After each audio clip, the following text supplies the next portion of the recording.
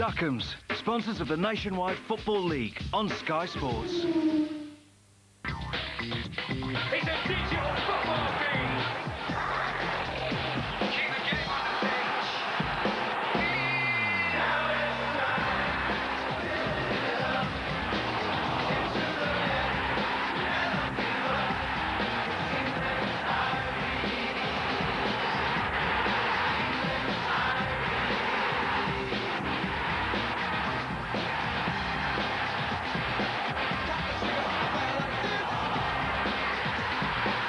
Into the net, never give up. Last season, Sunderland's Premiership aspirations ran out of puff and ended in playoff heartbreak. Tragic, tragic. But after a 2-0 victory over Huddersfield on Saturday, Peter Reid's men can banish those memories because tonight, a win at Bury will take them into the Premiership.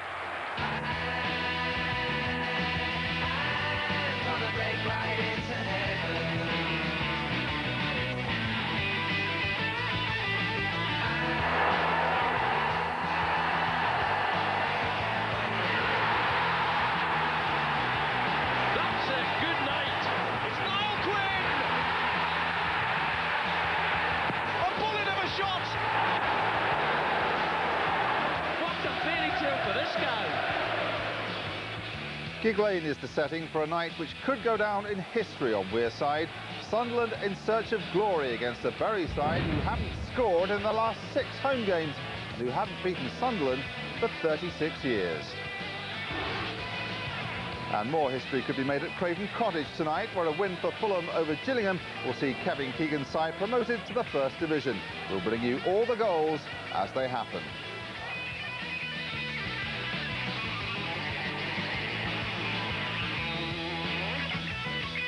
It's 11 months since the heartache of Wembley. Are Sunderland about to wipe away the tears and celebrate promotion a year later than scheduled? Welcome to the night on which Peter Reid's victory parade is set to start. A win tonight would guarantee promotion. And joining us to see if Sunderland can do it is Nigel Spackman. Evening, Nigel. Hi, Matt. How are you? I'm very well. Good. Simple question first. Can they do it, Nigel? I think they will tonight, yes. Simple as that? Yes, sir. They're too good for this league. Because on form, it's first against 21st. You'd say it has to be Sunderland, but this is a Bury side fighting for its life. They are fighting for their life, and it could come down to the last game of the season for them, Port Vale at home, which is going to be a crunch match. They need to try and get something from all their games, but at the moment they are in a precarious situation there. They've played more games than Port Vale, and obviously they're not scoring goals. They've only scored 2 goals in the last 10 matches. And, you know, on Saturday at Oxford, they've had a big win, 1-0, but against Sunderland, who are the form team, I can't see them getting anything from this game tonight, so it's going to go down to their last 4 games. All right, let's move to the top half, a top half which Sunderland are indeed dominating. The question we've been asking all season is who goes along with them? Who goes along with them, Nigel? Well, at the moment it's Ipswich, but if Bradford win tonight, it'd be a big win for them, so it's nip and tuck all the way. But Sunderland are so far ahead, I don't think they're bothered about who goes up with them, but it's going to be very close, and I think it really is coming down to between Ipswich and Bradford. But the main thing for Sunderland now is trying to get 100 points. I think Peter would be very pleased if they get the 100 points. They could go on and get 107 points altogether, but 100 points, and to get promotion after the heartache of last season in the playoffs, he'd be very, very pleased. They'll be running out of champagne, won't they? That's just for Peter. All right, let's have a look at the key fixtures tonight. Bolton against Bristol City. Bolton only a point ahead of Watford. They do have a game in hand, but they do have a poor record of late as well. Bristol City 23rd, but they've won their last 3, finally putting a run together. They're still second from bottom. It's Port Vale against Bradford. They've won 4 of their last 11, have Vale. They're third from bottom, and they're desperate for points. And this is the game that Peter Reid will be keeping a weather eye on, because if Bradford win, then so must Sunderland. And they have won 7 of their last 9 games, so Bradford will have the goals, if there are any, from this one as they happen. West Brom against Swindon and Grimsby against QPR, the other fixtures. In Division 2, well, it's a bit like this. Fulham are promoted if Preston fail to beat Wigan, or if Fulham beat Gillingham. Fulham are champions if they beat Gillingham, and Walsall lose at Bournemouth. Let's cross now to the man of the moment, twice manager of the month. I'm talking about Peter Reid, and he's with Alan Bentley. Peter, you've got a number of chances to finish it, but I guess the aim is to do it tonight. Yeah, we want to do it as soon as possible. We know it's going to be hard. Bury are fighting for their lives, and any side Neil Warnock sends out is going to be difficult. But we're hoping we can do it tonight. We all know what the 3 points means, and we're up for it. How do you guard against complacency in this side? Well, I've got a strong squad, and if anyone ain't at it, don't get in the side. I mean, that's not a threat. That's just the way it is at the football club. You know, we've got a lot of good players, and you've got to play well to stay in the side. Speaking of Bury, they had a great win at the weekend. As you said, it is going to be tough tonight. Yeah, terrific. Any side who goes to Oxford and wins, it's a terrific result, you know, and you deserve it, because they're good on their own ground, but they're fighting for their lives. It is going to be difficult, but the pitch ain't too bad. I mean, I thought it would be worse. It's one that we hopefully can get it down and pass it, and we'll be up for it. Thanks a lot, Peter. Cheers. Thank you. Nigel, they're unchanged again. How significant is that? It's great at this stage of the season to have your full strength side out, 3 games on the trot, as you said. It's fantastic. Got the 2 strikers fit who they thought might not be, and 2 on the bench. All have scored double figures in goals this season. OK, let's join the man who's charged with being a party pooper tonight. Neil Warnock, the Bury manager, is with Alan Bentley.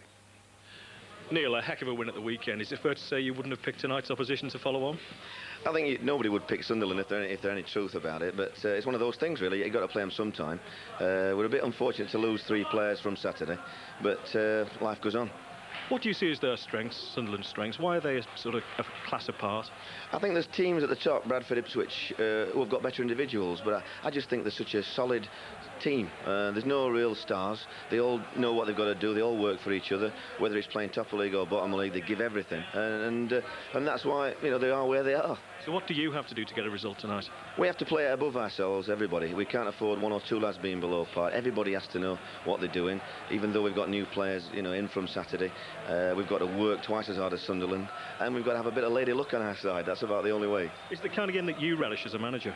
Yes, I mean, in the television cameras, I mean, you lads only came here late last week because you're expecting the champagne tonight and a few goals, and we hope we can be party poopers. Thanks a lot, Neil. Thank you. Well, they hope that they don't get to be party poopers, Nigel.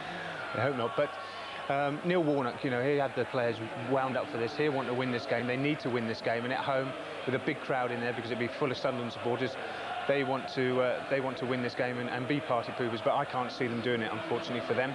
And I think Sunderland will go on and win this. By a hatful? Not by a hatful. It'd be a close game.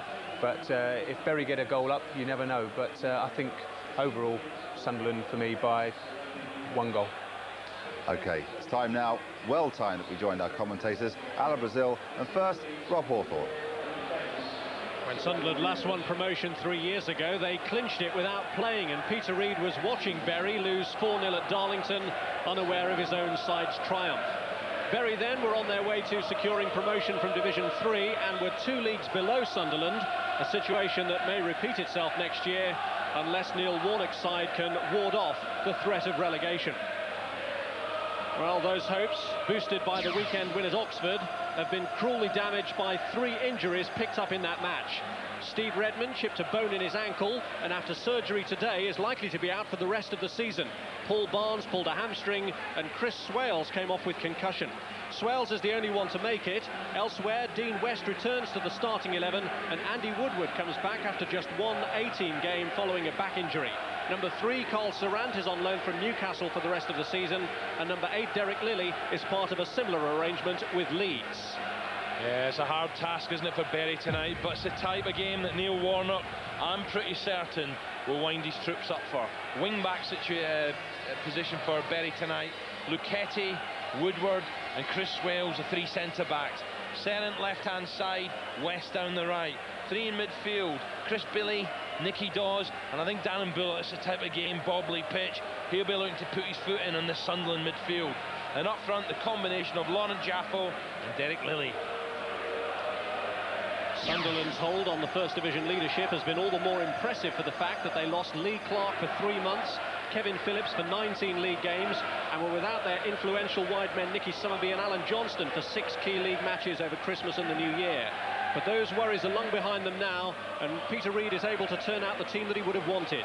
Their solid defence includes former Bury man Paul Butler, whose thoughts will be focused on his current team's aspirations rather than his old team's plight. Sunderland tonight, strong looking side, but this Bobley pitch, you wonder will it interrupt the passing game? Sorensen in goal, Chris Macon, Melville, Butler, ex-Berry, and Gray, Mickey Gray, left-hand side. In front of Gray, the great combination, Gray and Johnston. Inside, Clark, Ball, and on the right, Summerby, looking to supply the crosses for Big Niall Quinn, and little knockdowns for Phillips. Well, they're confident enough. They've turned Gig Lane into a little corner of Weir side tonight. Plenty of red and white in evidence. Fans have been coming down and paying on the day to get in to be part of the team's celebration. They thought that they'd be celebrating a promotion party at Wembley last year, and on many occasions in that extraordinary playoff final it looked as though they would be, before finally being deflated by Charlton in the penalty shootout. They may be humbler surroundings here at Gig Lane, but the taste of promotion will be just as sweet if it's completed ahead of schedule tonight. Yeah, well, as part of the atmosphere, you just wonder, can Berry spoil it? They don't lose many goals here at Gig Lane. They're stubborn, tough, they'll get behind the ball, and as I say, the likes of Bullock, Chris Billy, they won't be looking for champion at the end of the game. They are talking about survival here. It has to be said that Berry don't score too many goals here at Gig Lane either. They've gone over 10 hours without one. But Neil Warnock's side have a great reputation for taking major scalps. It's an occasion when Peter Reid will not have had too difficult a motivational talk for his players. Kevin Ball, the inspirational captain, trades words with his opposite number, Chris Lucchetti. Gig Lane, the place where Peter Reid's playing career ended, could see a new summit in his managerial career tonight. They're 3 points away from promotion, Sunderland. Can they complete it? Find out soon.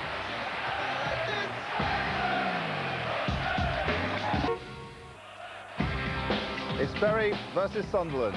Your commentators, Alan Brazil, and first, Rob Hawthorne. Well, it may not be at the Stadium of Light, as Sunderland would presumably like to have clinched promotion, but it's cold enough to be in the northeast, and Sunderland have brought enough supporters down from Wearside to make it feel like a home game. It is a match, though, that is just as crucial to Berry, with matches running out fast for them in their bid to stay in this division. So plenty for both teams to battle for. Berry in white, which enables Sunderland to retain their usual strip of red and white, and there is Michael Gray, who's banished the memories of last season's penalty miss in the playoff final at Wembley, and could exercise them fully if Sunderland win here tonight. This is Chris Billy, though, to Darren Bullock for Berry. Bullock has added that streak of toughness to the midfield. West here with an early test for Sorensen. Tell you what a good strike as well. I thought he was just going to slip it left to Jaffo, and suddenly pings this. Sorensen makes this look easy, but certainly not. Through the legs, and Sorensen to his right. Good stop. An early warning sounded by Berry as West, the wing-back, got into an advanced position and produced the first reaction of the match from Thomas Sorensen with that effort. Sorensen, along with Andy Melville and Paul Butler, considered by Peter Reid to be among the unsung heroes this season. I think this might go through Melvin's leg. That's a good stop. Made it look easy.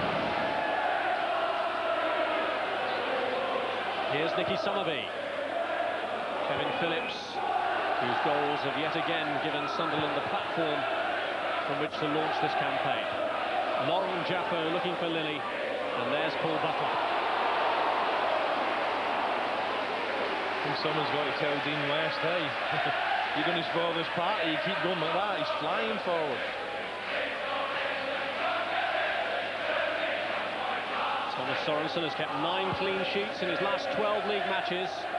It's a formidable defensive record, although Berry too have managed to keep things very tight at the back. Yeah, I think what Berry are trying to do, it looks to me like Swales is going to man-to-man almost.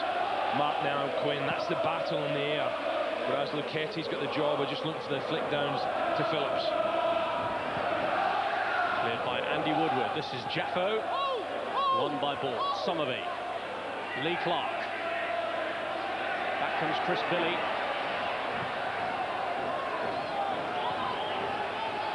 Melville aware that Lilly is coming from behind.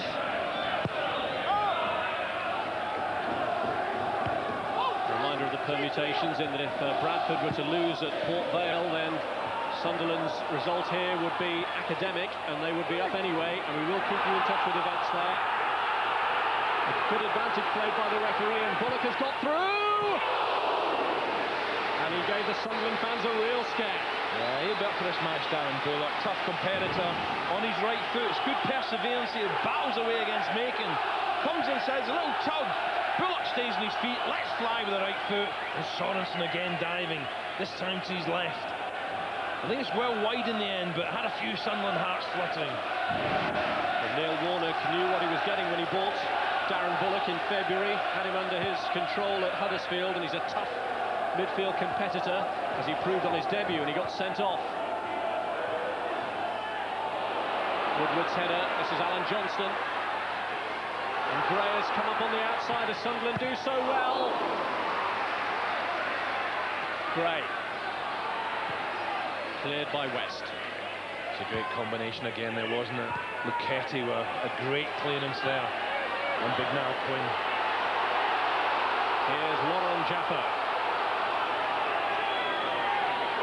Lily's in the middle, so too is West. It's a good break this. He's played it back to Nicky Dawes. Well, first time from Nicky Dawes on the left foot, but great play from Jaffo.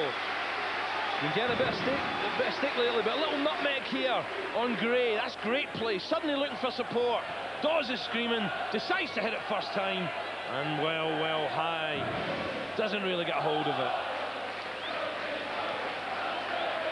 Dawes following West and Bullock in having efforts at the Sunderland goal, and it's been a very positive start by Bury, who were criticised for their negative display in the match at the Stadium of Light earlier in the season. It almost came off for them. They only lost by a single goal, and that was in the last 11 minutes.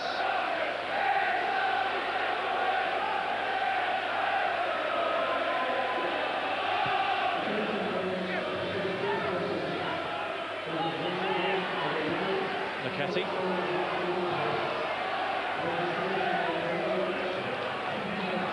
It's interesting before the game, Rob. Neil Warnock's interview. He's right, he's saying, you know, you're here to see the champagne popping at the end of the game. Well, we've got other ideas. Fighting, battling for survival. And what a tonic it would be, Rob, if they could get a result against Sunderland tonight for the remaining few games. Well, Bury have managed only 8 wins so far this season, none of them against the top clubs. Their best result in that context, a goalless draw at Ipswich. They've drawn some inspiration from the sort of performance that Oxford turned in holding Sunderland back in February. Although Sunderland were handicapped that day by the loss before the game of Michael Gray and during the game of Niall Quinn. But Bury really getting amongst them in the opening few minutes. Here's Billy. Good support from Carl Serrant. Oh, great challenge from Macon. Macon's a tough defender. Serrant bombing forward, talking to Chris Billy, hold it, I'm coming. But Macon very quickly over to thwart the danger. Well, Sunderland's approach to the game was fairly relaxed, but they knew they'd have quite a containing job on their hands here. Billy plays the corner short to Lilly. Good work from Derek Lilly. Yeah, he's looking lively, isn't he? He's out to impress Derek Lilly. And this is the type of game when you can't get in your side at home, you go on loan, and you're playing against the champion, surely. You know, it's a time to impress.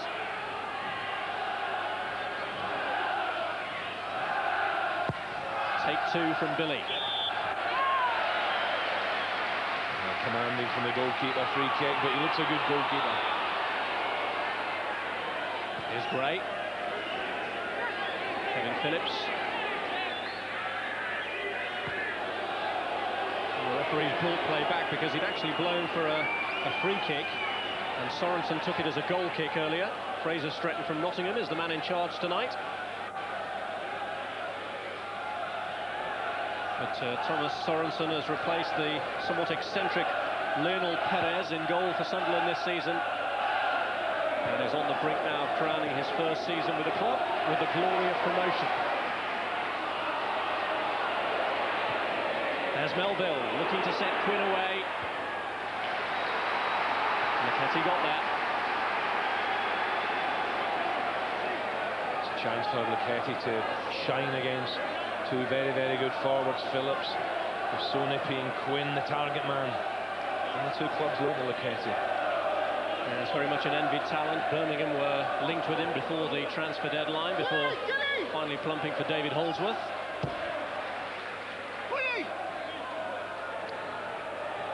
His career has recovered from the early setback of being relegated out of the Football League with Halifax. Here's Summerby. I think Chris Bailey's got a job in his hands tonight to keep doubling up, helping Carl Sarrant against this fella. I do like when he gets half a yard, whips balls, great balls in, Nicky Summerby. So Billy will be back supporting his fullback as often as possible.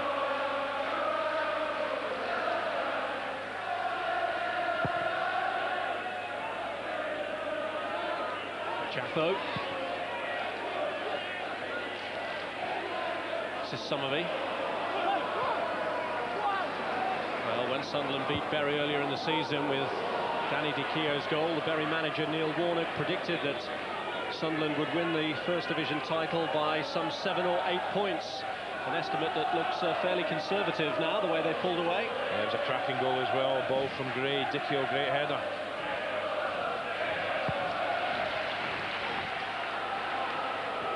Quinn. This is Alan Johnston. Makin. Looking for Quinn, but Luketti was there. Given away by Lilly. Johnston slipped it through to Phillips. This is Summerby. And Summerby lining up a drive, and it's come back for Kevin Phillips, and he's gone down, and the penalty's given. The challenge by Swales is penalised. Well, when you're down there, sometimes decisions go against you, Rob. From this angle, I thought perhaps this is harsh. Keeper, it's Bobley. Let's have a look, there's a challenge coming in. Wow. 50-50. The referee's decision is final. Penalty. What a chance. How ironic this could be. Sunderland lost out last year on promotion through a missed penalty. Kevin Phillips from the spot scores and puts Sunderland in the driving seat in the bid to reach the Premiership. Well, Phillips, if someone's going to take one, he's in great form, isn't he? Just plays it central of the goal. Kiley goes slightly to his left. Had he stayed, might have had a chance. But Phillips in great form. Just to start, Sunderland are after. Boos all around. Home fans don't like this. They felt the challenge on Phillips was harsh. Well, there may well be a neat symmetry about that. Kevin Phillips scores his 19th goal of the season, taking him level with his strike partner Niall Quinn. He scored a penalty on the opening day of the season against Queen's Park Rangers, and he scored from the spot again here. Still a long, long way to go in the contest, of course, but it has inched Sunderland a little closer to the Premiership. I think it was tough on Kiley, you know, Rob, because Summerby had plenty of time to strike. He drilled it low, and it's very bobbly in front of Kiley. He needed a little bit more help from his defenders. But I felt challenged well. I think Neil Warnock would feel that was a harsh decision. I'm sure Reedy won't. The challenge was by Swales on Kevin Phillips, and Phillips quickly dusted himself off and kept his cool when it was needed. Here's Phillips. Cleared by Bullock. Melville helped on towards Phillips, but just too long for him, although Phillips wants a corner. Bury have got after a bright start. Bury have to pick themselves up now. Swales is bitterly disappointed with this challenge. You see clearly, I don't think the Sunderland fans behind the goal pointing to the spot, and the little fella tucks it away, and that's what Peter Reid was after. Get in there. Well, he's cool, casual. That'll do. That's the start. I think he may jump out of his seat if the second one goes in. Well, he's been in the game long enough not to take anything for granted. They looked safe in their last season in the Premiership and finally got dragged in on the last day with their defeat by Wimbledon, so he's not counting his chickens yet, the Sunderland manager.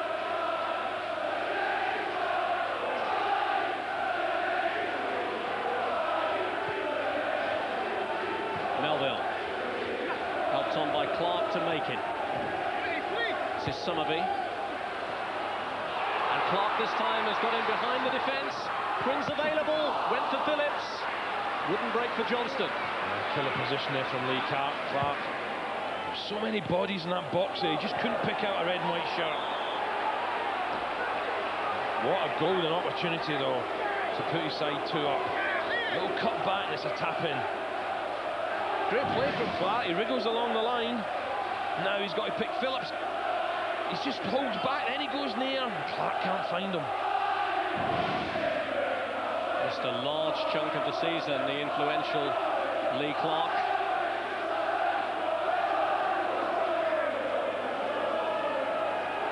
Might aim for Quinn here from this Summerby free kick.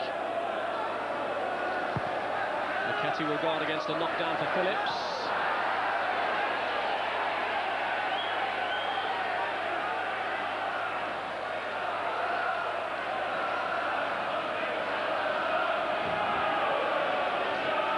Sunderland then getting off to the best possible start. Dean Kiley has stopped penalties in the past. We saw him deny Craig Bellamy from the spot live on Sky earlier in the season, but there was no stopping that Kevin Phillips effort. Actually scored a penalty in the 2-1 home victory against Bury 13 months ago. And he scored here last season in a match that finished 1-all. Luketti scoring for Bury. Can they respond with a goal now? Here's Jaffa. It's a shame because there's good work and a good turn. He's looked really charged up, Jaffa. He's saying, go on, get up the line, but that was a misplaced pass.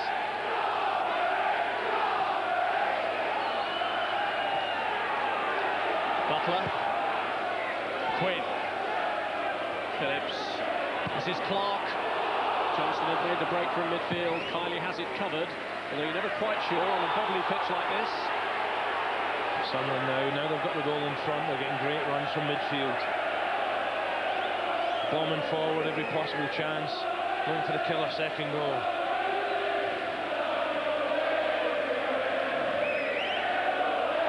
What a dream move from Bury to Sunderland it's been for Paul Butler, who was part of the second division championship winning side here. Aims for Quinn from the free kick. Off Luketti for the throw. Johnston, Gray. Clark. Cleared by Surratt. Nice to see Lee Clark back, you know, Rob. The bad injury he had. He's getting his fitness game by game, getting back to where he was. He's made a good break here, which has been spotted by Summerby from the throw.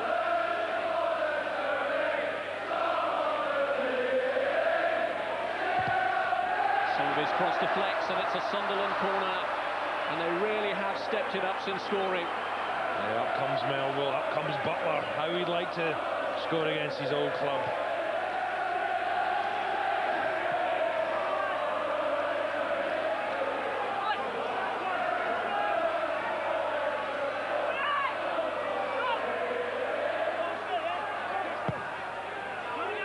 Some of his corners towards Butler. If they're aware of the danger of anyone, it's of Butler. Luketti, his former central defensive partner here. Johnston. Clark. Layoff was by Melville. Cleared by Carl Surratt. Butler to Gray. Alan Johnston. Challenged by Dawes. One thing about Bury, Rob, they won't give up here. Okay, it's 1-0 at the moment, but they'll fight to the bitter end. Butler. Melville. This is Quinn. Jaffo. Gray.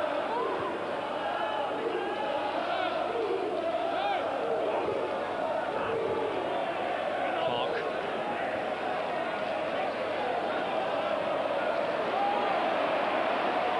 Summerby.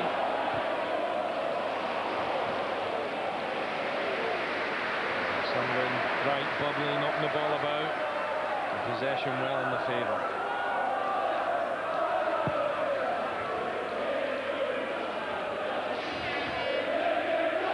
Here's Somerville.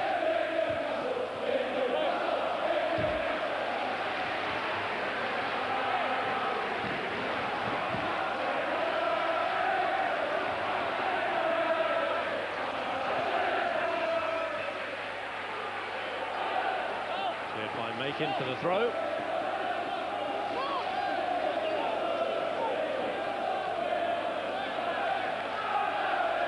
Sarant here hoping to cause a few flutters in an impressive Sunderland backline from this throw-in. Quinn is back bolstering the defence. Johnston has to try and clear.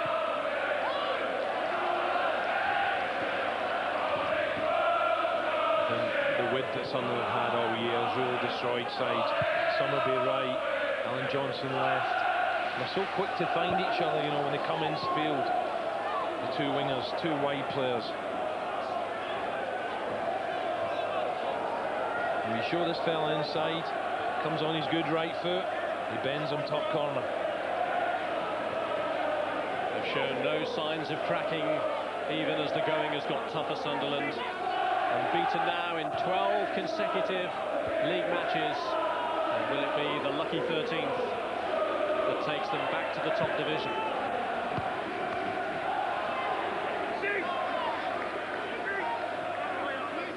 Watford were the last team to beat Peter Reid's side.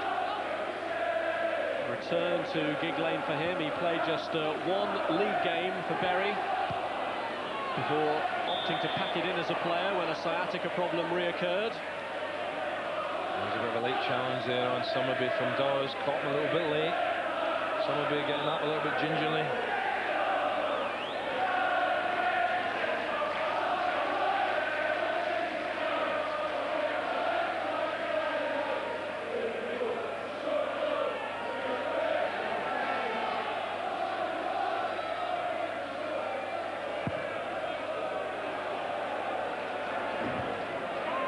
Here's Kevin Ball. Bullock. This is Nicky Dawes. Header away by Gray to Johnston. Woodward challenging. This is Clark. Phillips. Late challenge, Swales just leaving his foot in there as Phillips cleared that. And that could be nasty. I was just about to say, Rob, it was a lovely little triangle between Johnson, Gray, and then Lee Clark comes to join in, but when Phillips tried to play it inside, whack, I think it was Swales that caught him. Well, Clark winning the throw. At the same time, for the first time, getting the ball into touch, and Kevin Phillips really furious about that challenge from Darren Bullock that went unpunished. Yeah, Clark just nudged him. Yes, he's caught him, but Swales has got every right to go for that ball. The verbal jousting after between the two number 10s. Swales, the man who gave away the penalty for a challenge on Phillips, sticking tight to Quinn, and then Phillips with the overhead kick. Well, that would have been an instant response. You see he's furious. He's saying to the referee, open your eyes. Ball juggling here from Quinn. Phillips trying the acrobats well over, but he's furious about that challenge. And it's goal number 19 for the season that Kevin Phillips has scored, which is two more than the entire Bury team have managed for Bury this season. Just 17 goals between them in their starting 11 tonight. Yeah, that's been the problem, Rob. You know, defensively, not bad at all. It's just, they just can't hit the back of the net.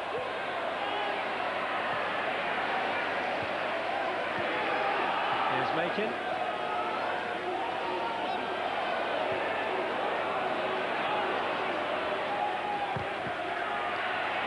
Good challenge by Macon.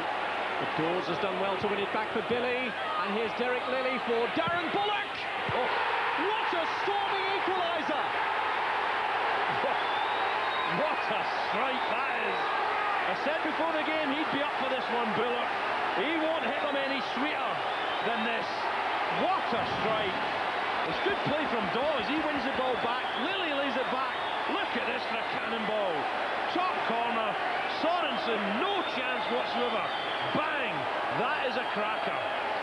He won't score many better goals than this in his whole career. And suddenly the Sunderland fans are quiet. What a strike, Rob. Keeper no chance. Right foot, glorious top corner.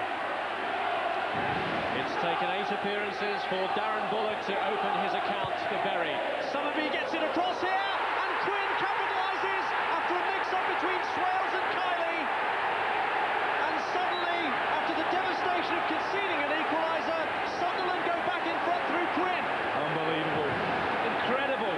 Sunderland right up to the end of the pitch. Great ball in the box, but the goalkeeper surely... He's looking at his defender saying, hey, but that's a great ball, but surely that's a keeper's ball. And Quinn can't believe his luck. Simple tap-in, he won't get an easier one than that all season. Well, Niall Quinn again moves ahead of his strike colleague with his 20th of the season, and just 46 seconds between those 2 goals, and all the good work that Bury had done in getting back into the game through Darren Bullock is thrown away by a costly error. Kiley and Swales in the mix-up, and Quinn, the man who profited. Clark. Surrant. This is Billy. Looking for Jaffo, no one there for him. Butler gets it away. And Phillips pulling away at McCarthy. Oh, what a match. Incredible. Oh. Phillips, he's still smarting from that earlier challenge on Swales. But really, things are happening. Oh. The poor Bury fans were just about to start singing, "You're not singing anymore." And suddenly Quinn with a tap-in. It's Surrant's free kick. And it's Nicky Dawes. Just bounced a little bit high there for Nicky Dawes, you know, and I think it's a good effort. You know, high ball pumped in, Dawes hovering on the edge of the box, not back. But I tell you what, if that's on target, I don't think the keeper gets there.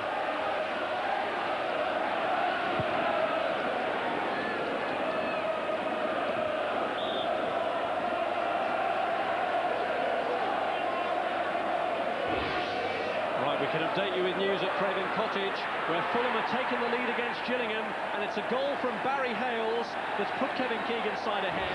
And remember that if they win that, they will be promoted to the First Division tonight.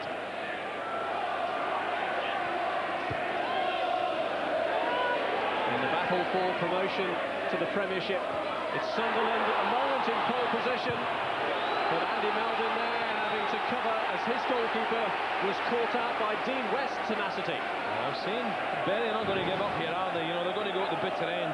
Just a little bit casual from Sorensen. And West again taking a chance getting forward. And Dawes to employ the long throw.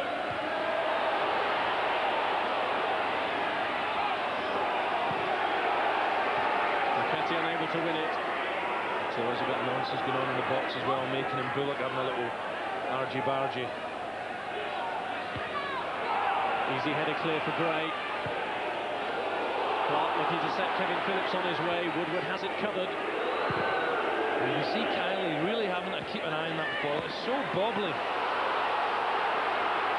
And here's Jaffo. Lilly goes into the box.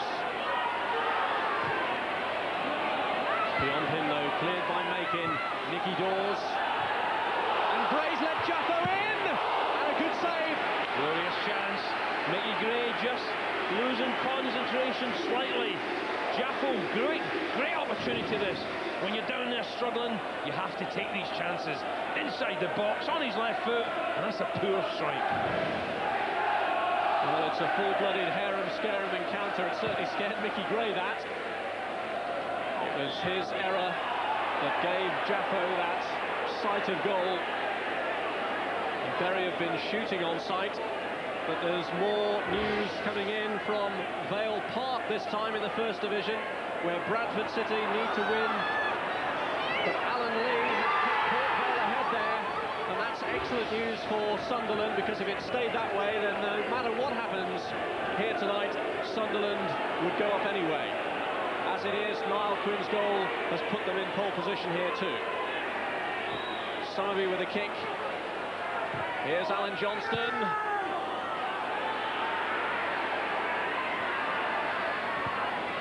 There's one or two people in East Anglia celebrating as well, Rob, that goal for Port Vale. I'll tell you who won't be celebrating, and that's the Bury fans, because it puts them in an even more precarious position, and Port Vale are the visitors here on the last day of the season. Quinn. Johnston. Gray's made a break from the back. Johnston's curling it in towards Quinn. And there's a real crowd of players there. It's gone for the goal kick. I think Swales actually fell over Carl Serran. But a good ball again. He does, comes inside on the right foot. Teasing cross. And you see Swales going over Serran with 3 Sunderland players in the box. Phillips looks for the knock back across. Summerby's come in. Quinn's in there.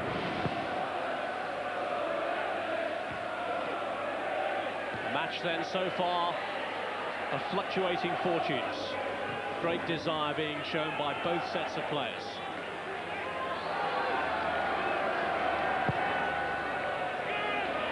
Second time Kylie's put it just out there. He must be angry with himself with that second goal after Bullock. Brilliant strike, getting Berry back in it.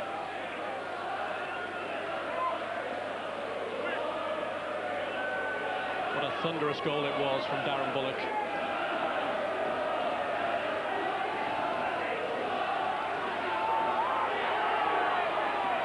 Johnston. Phillips.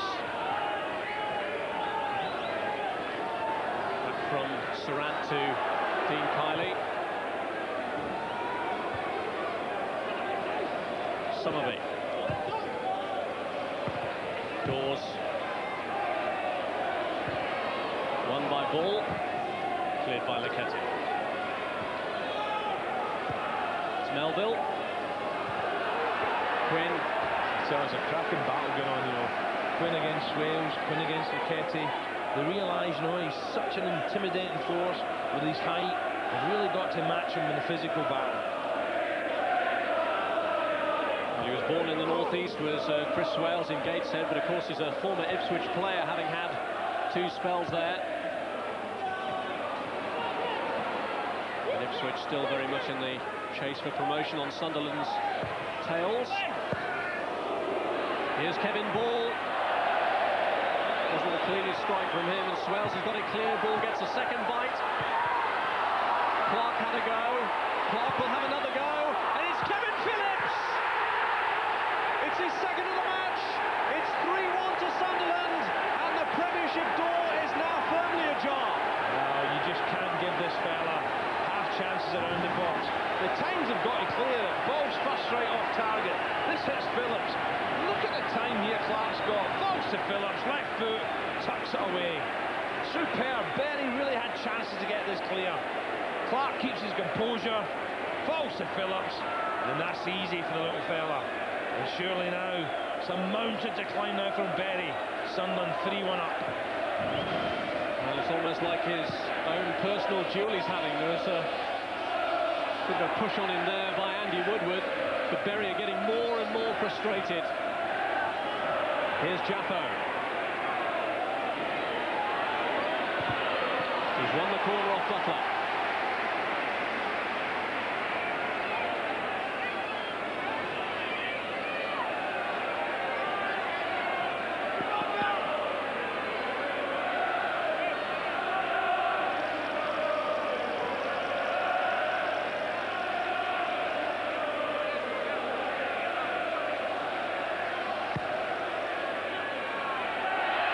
Playing for Thomas Sorensen from Surratt's corner, and good positive thinking by the Sunderland goalkeeper to set Summerby away so quickly.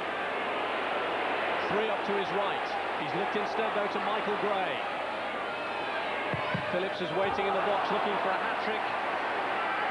So Sunderland's so good, Rob. Suddenly Sorensen has it in his hand, bowls it out, and they've got 4 or 5 red and white jerseys piling forward. Johnston gets it across. It's a corner.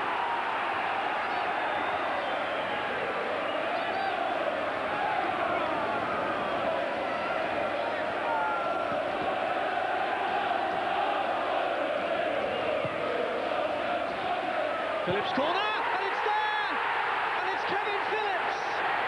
The man who comes with a goal-scoring guarantee has now got a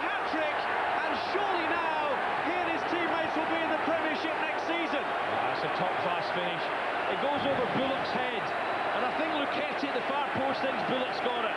But what a sweet finish. 6 yards out. Look at Bullock. He thinks he's got it. He's looking at the far post. And what a sweet tuck. Left foot, Kiley again. Looks on in despair as Phillips claims a hat-trick. And Sunderland marching on. And Peter Reid, wow, now it's easy. The smile says it all. Well, we're only just over a third of the way through this contest. And already it looks as though the Sunderland Stadium of Light will be staging Premiership football for the first time.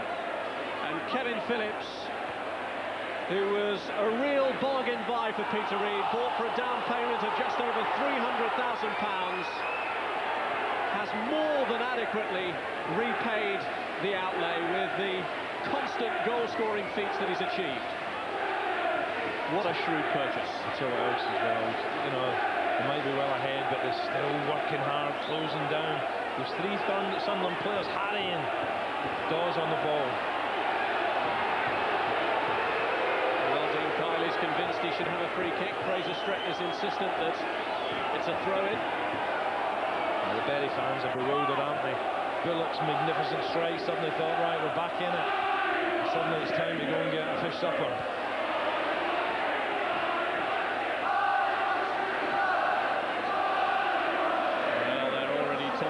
Newcastle, just as the Newcastle fans were shouting, "Are you watching Sunderland?" as their FA Cup semi-final reached a crescendo. It looks as though the big 3 from the northeast will all be playing alongside each other in the top division next season: Sunderland, Middlesbrough and Newcastle. I have to say, the fans deserve it, don't they?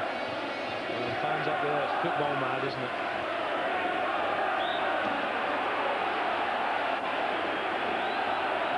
Credit Sunderland, Rob, you know, after the horrors of Wembley, now they're back where they belong. And the party is already starting.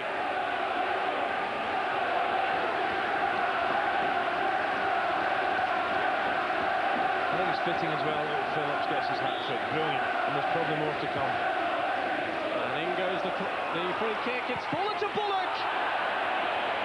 Cleared by Gray, this is Dawes.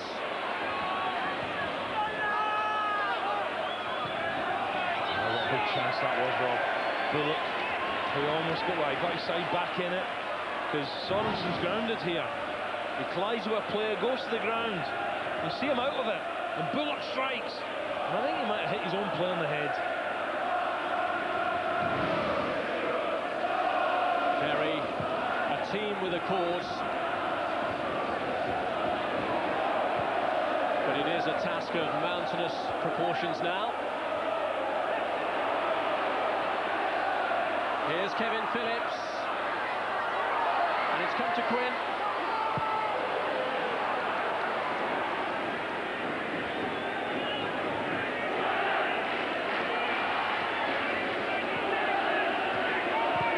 Lilly.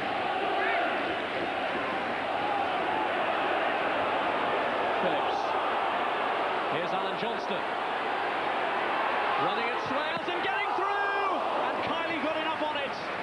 It was great footwork from Johnson, just over the halfway line, magnificent. Suddenly running at the defence, which he does so well, and this is a smashing save. Kiley might have been at fault the second, this makes up for it, great save. Just running, Swales, backing off, you think here comes 5, great stop. So difficult though for Kiley and his colleagues. Sunderland here are rampant and are swarming all over them.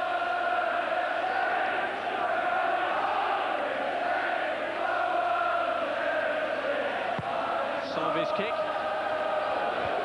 Butler gets up.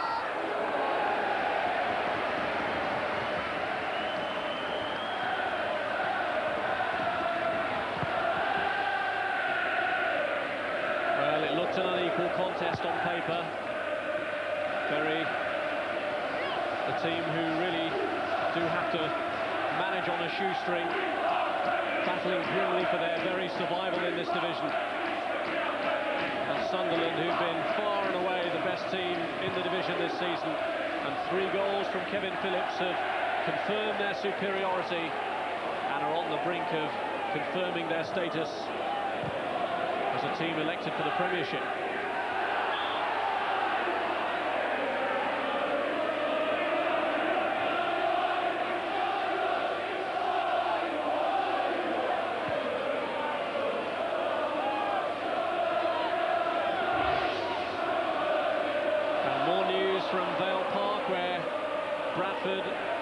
to get into second position in the table. They've got a goal down to Port Vale through Alan Lee, but Lee Mills on his return to Vale Park has got the equaliser.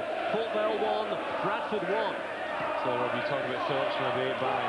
The eyebrows will raise one, and when Lee Mills is bought for $1 million. It's not too dear at all now.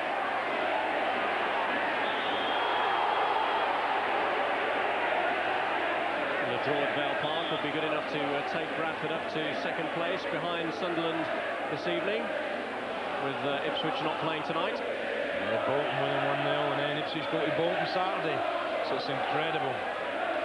Exciting part of the season.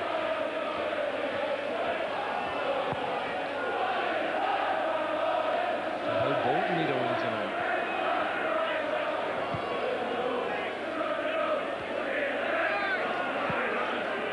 Gray. There's Lecchetti. Foul by Jaffo on Butler.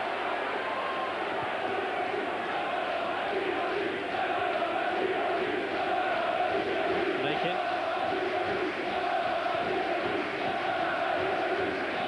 Here's Summerby.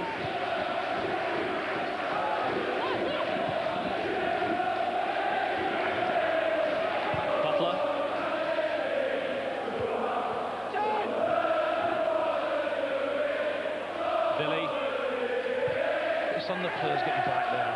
Surrounded by 3, some will be back there, Ball, Makin, all surrounding Billy.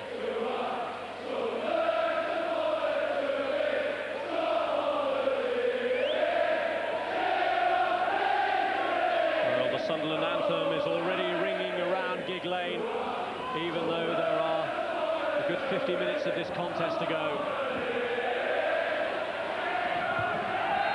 As it's blasted over by Derek Lilly. Surely Sunderland's promotion bid isn't going to be checked for the second year running by a 4-4 scoreline.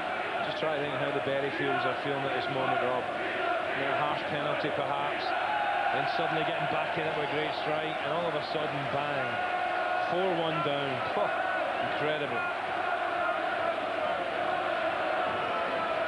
This Sunderland side can take teams apart.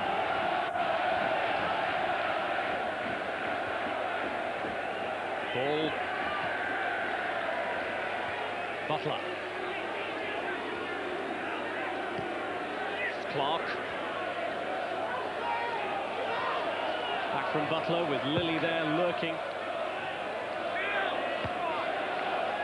Woodward. Through from Clark to Kevin Phillips.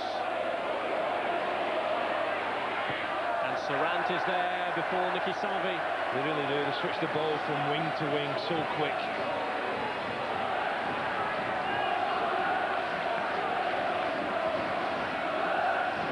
Well, he's all smiles. He's very relaxed at such an early stage of the game. Kevin Phillips is the man who's put him in that frame of mind. Well, we mustn't forget as well, Phillips has missed a lot of the season through injury. He'll be itching to having a go at this Premiership.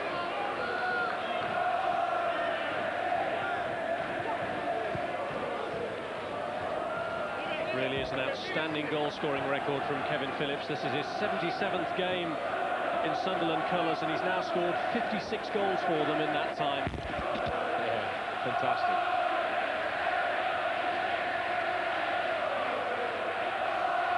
Makin with the throw. Summerby.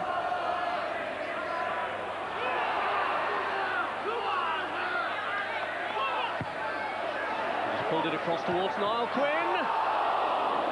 That's a great first touch from Niall Quinn there. Just hooking his right foot round the ball, and that could easily have been 5. Great first touch, good play. And this time Phillips can't get it. Summit again, supplying the ammo. Quinn and Phillips both on the score sheet tonight. We're both on the score sheet at Wembley last May in the defeat by Charlton in the playoff final. Now Nicky Summerby, the only scorer during normal time in that match, who hasn't got on the score sheet tonight. Phillips. Clark had made a good break from midfield. Still won't fall to him because Dawes is there.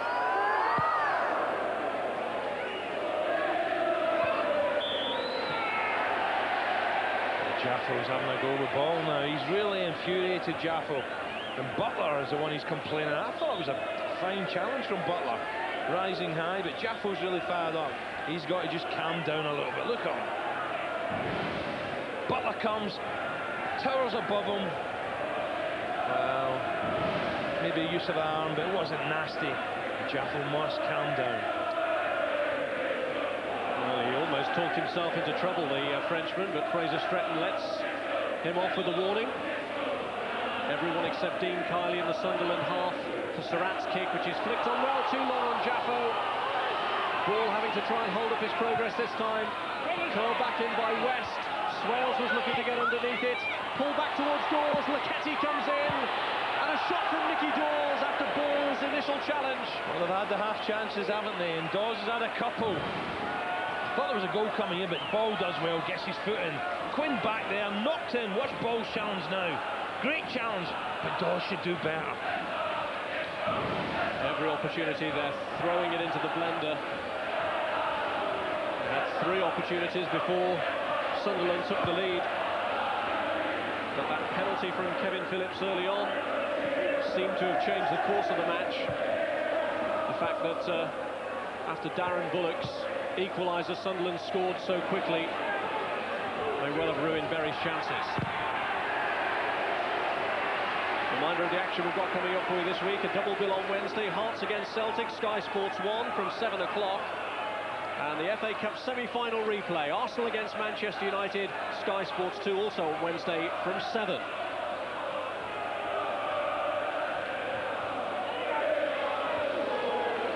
Sunderland at the head of Nationwide League Division 1.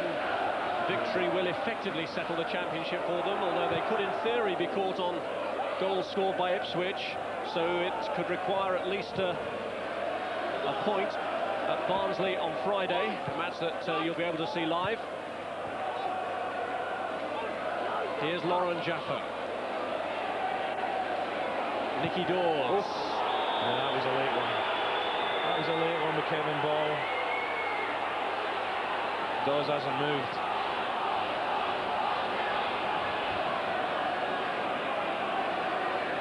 He's getting a good chat here. A little bit of yellow, but it was late, there's no doubt about it. Referee very close. Well, he's already had a warning about his disciplinary record this season as Kevin Ball, that's his 13th yellow card. Dawes with the right foot, but watch this flying challenge coming in.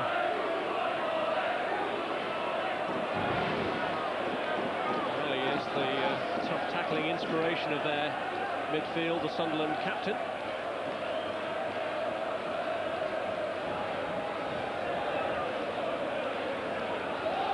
Dawes just gradually getting back to his feet. You can see he's raging.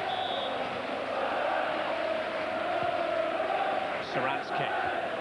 Cleared by Melville, only to West.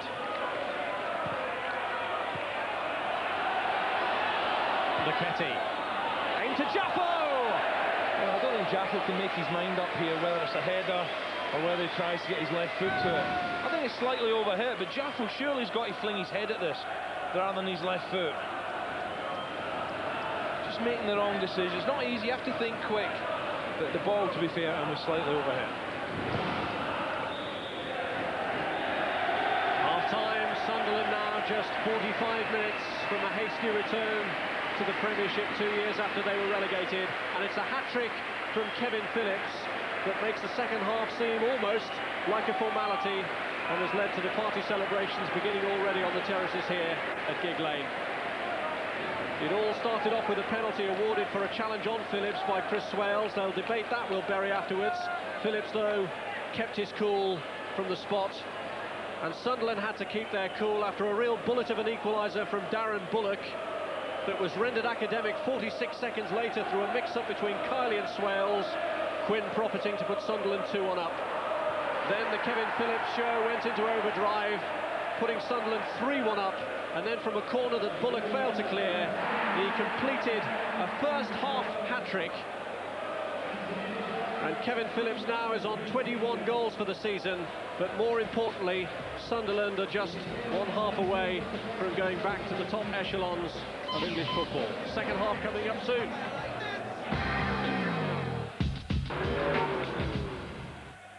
Great choice of live sport on 3 Sky Sports channels coming up for you on Wednesday night from 7 o'clock on Sky Sports 1 at 7. Live football, it's Hearts versus Celtic. Sky Sports 2 at 7, football, live Arsenal versus Manchester United. And there's live cricket on Sky Sports 3 at 7. It's the Windies versus Australia. Sunderland fans creating plenty of noise at Gig Lane, and the reason is fairly obvious. Their teams are 4-1 up and it's only half-time, and a win today, doesn't matter what anybody else does, means Sunderland are back in the Premiership. And here's a young man who's got more to celebrate than most. He's scored a hat-trick as Kevin Phillips, and he's done it inside 23 minutes. Right, here are the half-time scores from the other games tonight. It's Bolton 1, Bristol City 0. Good Johnson in the 7th minute. Grimsby 0, QPR 0. Port Vale 1, Bradford 1. Alan Lee, on loan from Aston Villa, took the lead for Vale in the 17th minute. 20th minute, excuse me. Lee Mills with goal number 24 to level it up for Bradford. West Brom 1, Swindon 1. Lee Hughes in the 31st minute, and George Ndar a couple of minutes later. Big game at Craven Cottage. If Fulham beat Gillingham here tonight, they're promoted to Division 1, and Barry Hales helps them on their way. Not a bad goal, eh, Nigel? He does well to reach this, actually. It's going away from the goal. He gets in there before the defender and the keeper and slips it in the back of the net, and that's a good start for them tonight. OK, into the rest of the Division 2 games. Blackpool 0, Burnley 1. Andy Payton on 22 minutes. Bournemouth 0, Walsall 1. Darren Rack just before the break. Fulham 1, Gillingham 0, as we've seen. Lincoln 0, Reading 1. Darren Caskey just before the break there. Macclesfield 0, Chesterfield 1. Stephen Payne the scorer. Macclesfield 1-0, I'm told. Sorry, not 0-1. Northampton 1, York 1. Lee Harvey and Mark Williams, the respective scorers there. Notts County 0, Wrexham 0. Oldham 0, Bristol Rovers 1. Jason Roberts with the Rovers goal. And Wigan 2, Preston 2. Quite a game there. On to Division 3. Brighton 1, Shrewsbury 0. Cambridge 0, Rochdale 1. Carlisle 0, Hull 0. Chester 0, Brentford 2. Aja Anderson and Paul Evans scoring their goals inside the first 4 minutes at that one. Exeter 1, Rotherham 0. Leyton Orient 2, Plymouth 2. Steve Watts and Dave Morrison for the Orient. Steve Gwynnon and Dwight Marshall for Plymouth. Mansfield 0, Halifax 1. Scunthorpe 1, Peterborough 0. And it was goalless in the games at Southend, Swansea and Torquay. Goalless it ain't at Gig Lane, which is a relief for any Sunderland fan, I suppose. It is 4-1 at half-time. Fantastic. But Bury started very well and then went down to the penalty after 10 minutes. But up to then, they had 3 good chances. They could have gone ahead. There are a few of us thinking it might be poetic if Sunderland got promotion this time round thanks to a penalty. Yes, but they don't need that penalty. I mean, they've gone on and played some wonderful stuff. Bury, as I said, started very well, but just couldn't score. This is a good build-up, good passing movement here. Summerby comes inside, opens up for him, nobody closes him down. Kylie can't hold it, and there's the predator, Kevin Phillips. That's a definite penalty for me. Chris Swell's got to stay on your feet in the 18-yard box. Good shot from Nicky Summerby, though. Just toes it away from Chris Swell's and he brings him down, slides in. It's a definite penalty for me. And there he is, sending the keeper the wrong way, and what a start for Sunderland. No chance of us seeing Michael Gray score this one, then? I don't think so. I think Michael Gray say, go on, Kevin, you put it in the back of the net. You're best at that. Although it wasn't scored by a Sunderland player, I wonder if we'll see a better goal than this tonight. It's a fantastic strike from Darren Bullock. Laid back by Laws there. Fantastic strike. Sorensen in the net, no chance. It's so strong, this shot. I think that's 60 miles an hour or something like that, and it beats Thomas. All ends up. And this got Bury back in the game. You think, well, they could change it round, but Sunderland goes straight down the other end.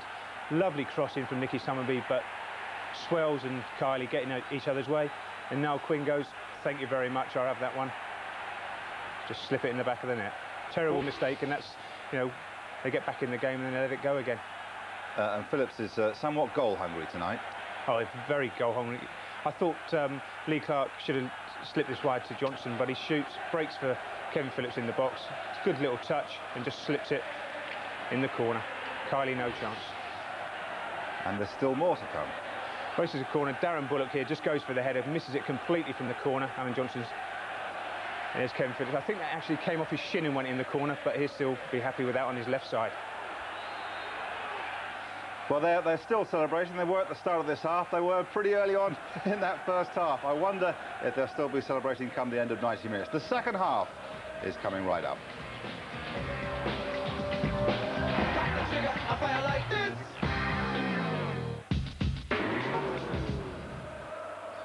More live sport coming up for you on Friday. Sky Sports 1 at 7. There's live Super League, Halifax versus Wigan on Sky Sports 2 at 11:30 in the morning. Live cricket coverage of the Coca-Cola Cup final between India and Pakistan. And there's more live football on Sky Sports 3 at 7:30. Sunderland again, this time they're at Barnsley. Could we be seeing them win the championship there, I wonder? This lot, I think they've won tonight, that's fairly obvious. I think they have won. I can't see Bury coming back. They're not the biggest scorers in the league, and I'm sure they can't get back and score 3 goals to get back into this game. 17 league starts between Niall Quinn and Kevin Phillips, and they've scored 22 goals between them, and Phillips has scored 21 goals in 29 games this season, which is a phenomenal rate, and maybe he'll be looking for more of this half. I expect Quinny will be anyway. I'm sure he will. Peter Reid is talking to Alan Bentley. Peter will have more time to talk, obviously, at the end, but what are you looking for in this second half? Well, they've had so many shots on goal for my liking, and obviously the finish was a great goal for them, but thought we had a chance to clear it. I don't think our defenders have been great, but I can't argue with the finishing. It's been top class, and I can't really moan a 4-1 at half time, can I? You can't. Even me. Even you. Cheers, Peter. Peter Reid rushes back for the second half. It awaits us all with your commentators Alan Brazil and Rob Hawthorne. Well, amidst all the celebrations, there is still a match to finish off here. But surely now Sunderland are only 45 minutes away from going back to the Premiership. They felt they were cruelly robbed last year in the circumstances of their defeat by Charlton after that dramatic playoff final. But they look like righting the wrongs of that afternoon this evening. And the fans are all ready to conga all the way back to Wearside. They've been going berserk at half-time, haven't they? Oh, I tell you, there's going to be 1 or 2 with the flu tomorrow, I know that. Well, the soles of their feet will be sore after all the jumping up and down that they've been doing to celebrate a victory that does already seem to be a formality. Really, Gig Lane is turning into a party venue more regular than Stringfellows, it would seem. They've been used to having celebrations for their own promotions here in the last few years. Bury themselves clinched promotion from Division 3 here with victory against Cardiff 3 years ago. And they clinched the 2nd Division Championship here a year later. And it was only 4 years ago that a visiting side last secured promotion at this ground. That was Walsall. They did it with a 0-0 draw. Sunderland are on their way to doing it with a very emphatic win. The story's all about Sunderland tonight, isn't it? But from a Bury point of view, Rob, it's very important they don't lie down and die now. You know, these remaining games coming up, so important for their survival. They've got to keep the spirit and the work rate going. Well, they haven't been beaten too heavily this season, despite all of the problems that we've had with their slide down the table. Certainly no team's put more than 4 goals past them.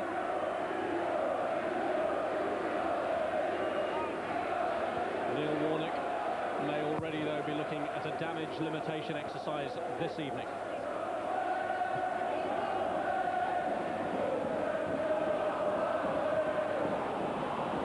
Run for Phillips. It's a Sunderland throw.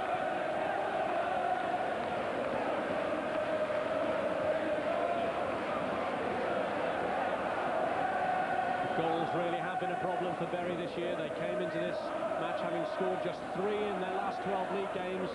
They've got one tonight, a storming goal it was too from Bullock. but it may well have been rendered meaningless by the efforts of this rampant Sunderland side. And Gray here looks to get them going again. Quinn! Well, he's so dangerous, you know. I think he's looking for maybe a corner now to come off the defender's shoulder. But again, it's a good ball into the box, isn't it? Gray on the left foot, good, swings it in. And Quinn getting the header. 41 goals now this season between Niall Quinn and Kevin Phillips. An outstanding return, bearing in mind that both of them have been absent at times through injury. Phillips with a longer layoff. Here's Derek Lilly, whose goal at Oxford at the weekend gave Bury such hope in their bid for survival. Lilly cleared by Gray. West, and West following up again. Perhaps getting slightly carried away there. Suddenly got a second bite of the cherry. The shot well off target. It's interesting what Peter Reid would be saying at half-time. I think it's a case of come on, go out and enjoy yourself, don't get sloppy, pass the ball and let's get a few more goals, enjoy it. Well, he celebrated 4 years in charge earlier this month with Peter Reid. Kevin Phillips wasn't around when he first joined the club. Indeed, there's been something of a revolution on the playing staff.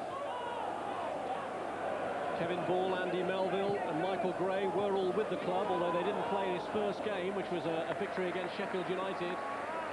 That first season in charge of his was very much about survival in this division, and it was the year after, in his first full season in charge, that they last won the First Division Championship. And to win it a second time in 3 years would be some achievement. Indeed, the first time that it's happened in such close succession since Sheffield Wednesday managed it in 1956 and 1959. Here's Nicky Summerby. Clearing header lands for Clark, who finds Summerby again. Quinn and Phillips are waiting to pounce in the box. Summerby, though, with time on his side. And then when he just gets that half yard and swings it in, it's a striker's delight, you know.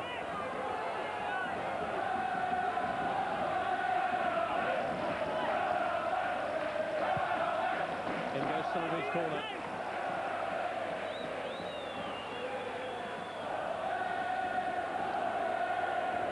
Carney hasn't been on the wrong end of too many of these scorelines this season.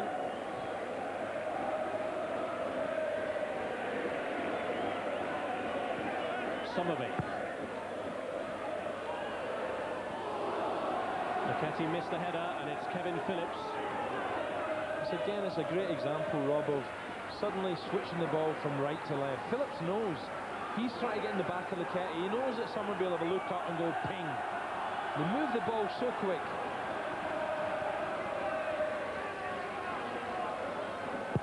Johnston's corner. Header away is by Woodward. This is Michael Gray. Johnston. And he's found Niall Quinn. Just left ball with too much work to do to reach it. Sarant got it away. Here's Andy Melville.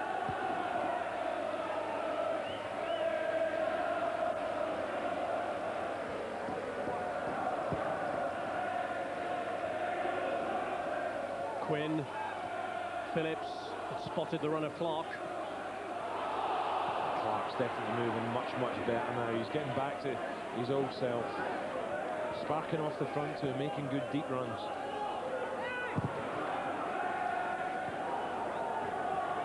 Butler.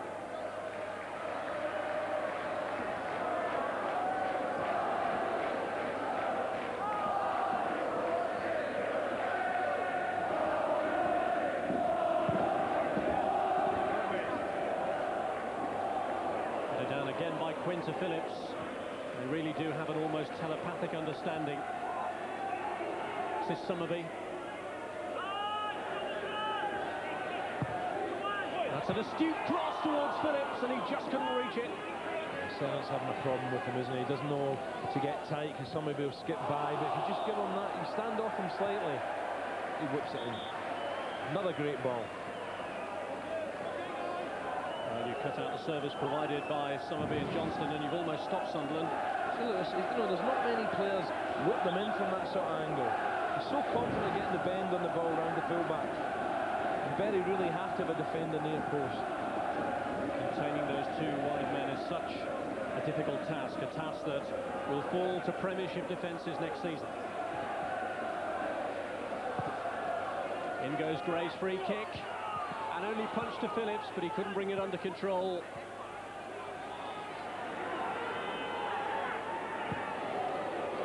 Melville. Quinn adjudged to have been backing into Laketti.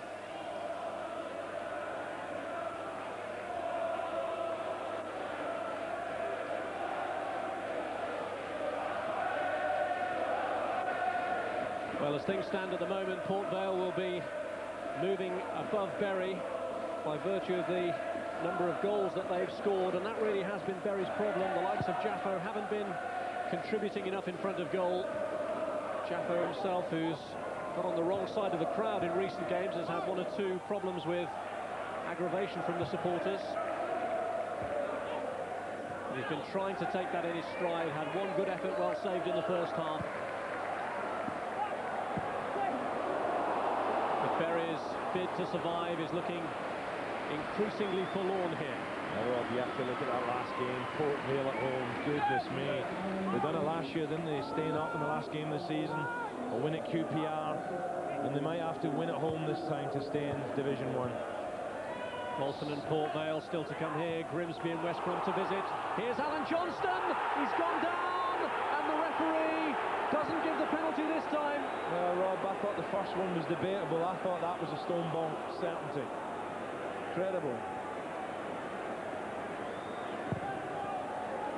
Well, it was the first penalty award that really tipped the balance in Sunderland's favour. But Fraser Stretton deciding not to call that one as a penalty as Johnston went down. Sunderland are 4-1 up. You know, if it was 0-0, you think maybe he'd give this. You can see Johnson definitely gets clear. That's a certain penalty. Incredible. There's no way to defend it. Look, he's tugging away. Now he has a swing at him. That is clear cut. That's a penalty. Woodward was the offender, although Fraser Stretton didn't judge it that way. I wonder if it's 4-1 up, and had Sunderland been awarded the penalty, whether they'd have let Michael Gray take this one.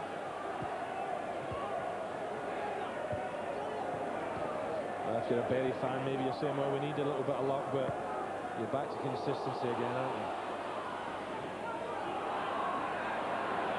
Laketti bumped off the ball by Phillips. He still gets some fire in his belly, isn't he? Hat-trick in 20-odd minutes. Still fighting for every ball, Phillips.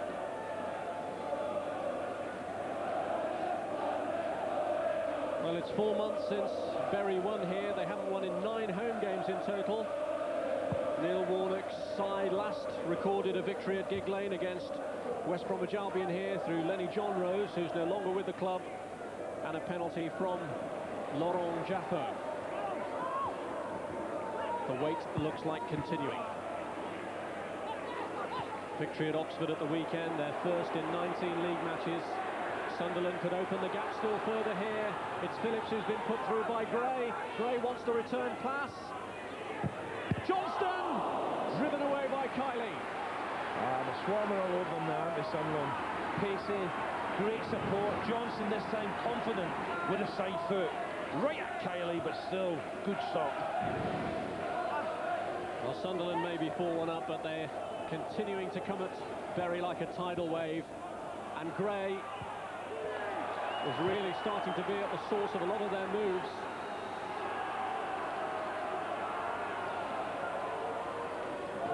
Here's Gray.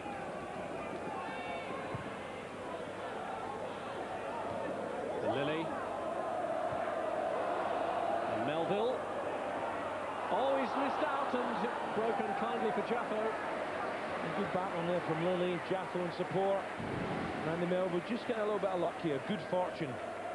Jaffo couldn't do much about that.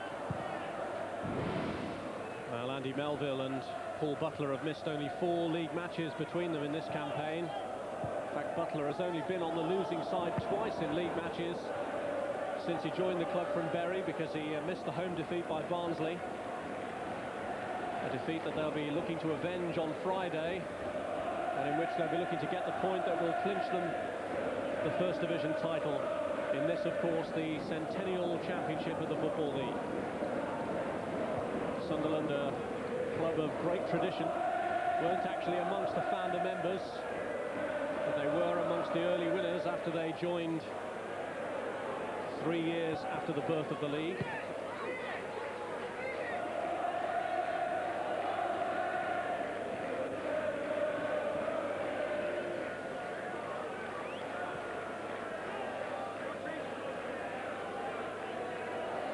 Chris Makin with the throw. Here's Niall Quinn.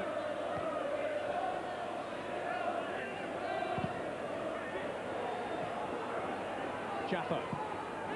Challenge from Ball. He does have to err on the side of caution a little because he's on a yellow card.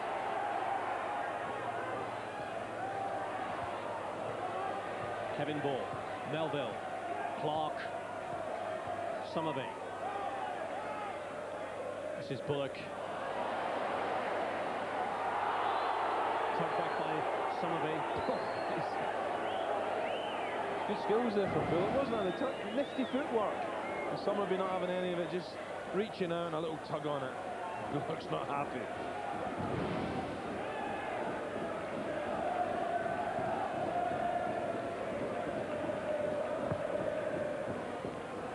Cross from Sarant. Swales was the player for Bury who went down in that heap of bodies.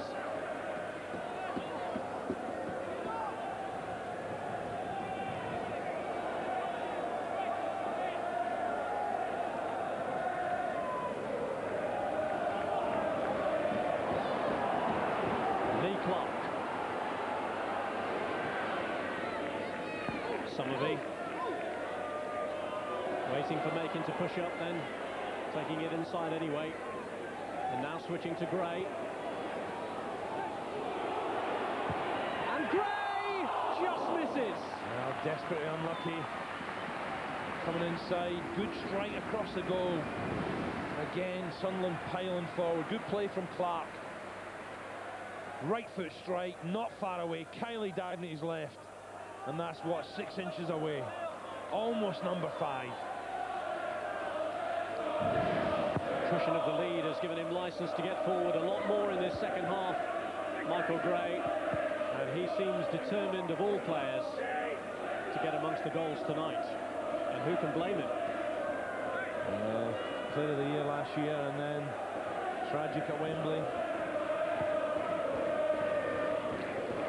The worst thing about penalty shootouts is that everyone always remembers the man who missed. Few remember those who scored. Kevin Phillips had been substituted by the time the shootout took place. He didn't get the opportunity to take one, but he scored a crucial penalty here tonight that set Sunderland on their way, and Phillips already on a hat-trick, was looking to line another one up for Quinn there. Very, very unselfish as well. Good work again from Lee Clark. Bullock.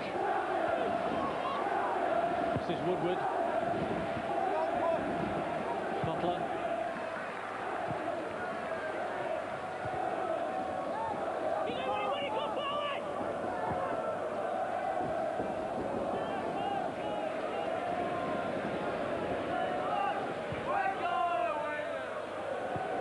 Sarant.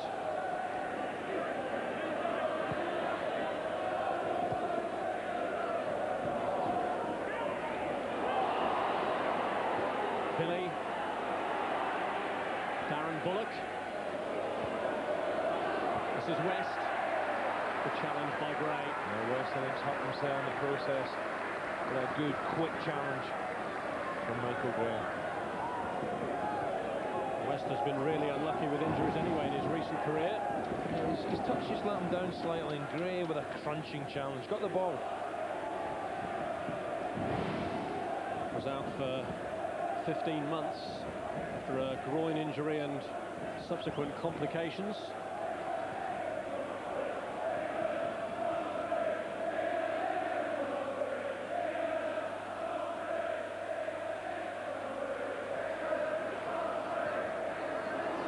Swales, and just beyond Billy's reach. Well, Billy just fraction slow reacting, far across the goal. Any touch would have seen this ball nestled in the back of the net. Swales just slung his left foot out.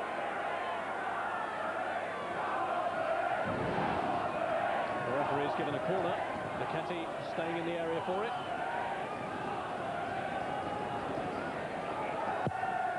Billy takes it and Melville clears.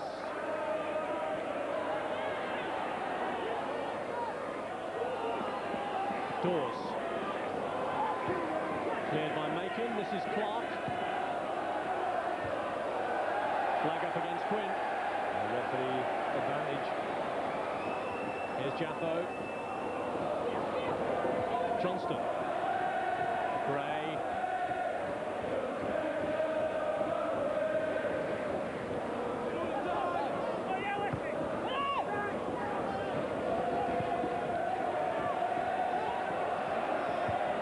Butler.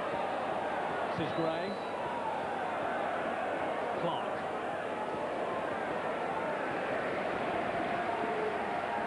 Macon to Somerville.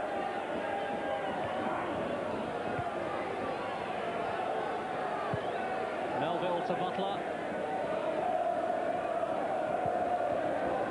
And this is Gray. West.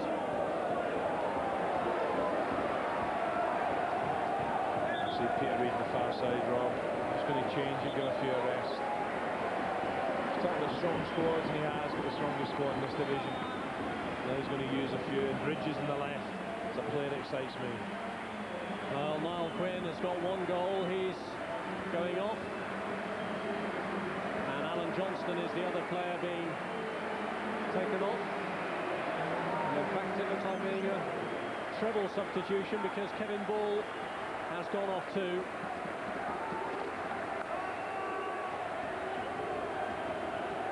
So with the 65-minute mark here, Darren Holloway is on.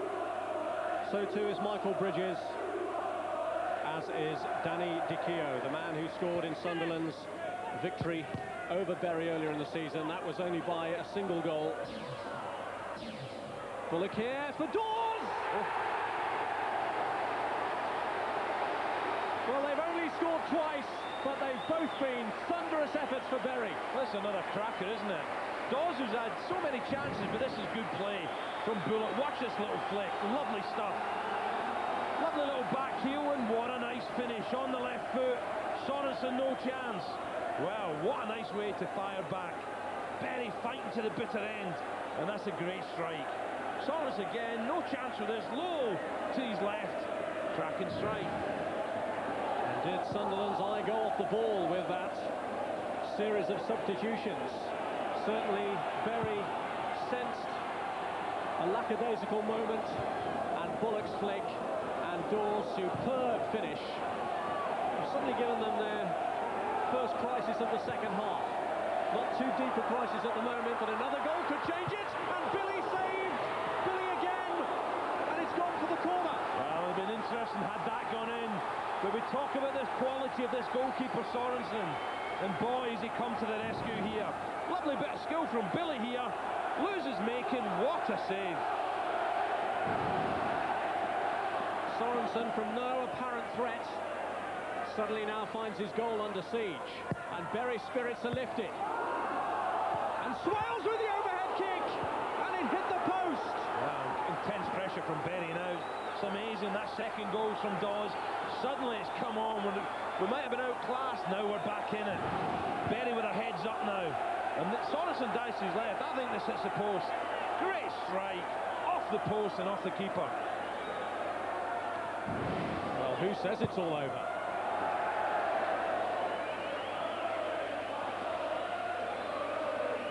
Oh, suddenly. Really still has a 2-goal cushion, but Chris Swales, well,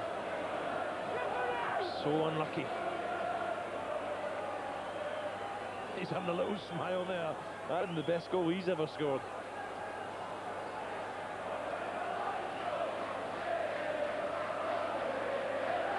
Well, the crowd getting full value for their money. And no surprise that it's the best attendance of the season here at gig lane, and over half of them are Sunderland fans. I think you'll see a huge amount as well at Barnsley on Friday. Party time, but you have to be fair, you know, you have to give Berry credit. They're gutsy, they're firing back, and the champs. Well, there's a renewed determination here about Berry. They looked dead and buried when they went in at half-time, but that goal from Dawes and the subsequent efforts from Billy and Swales have given them hope. Dawes is over the free kick.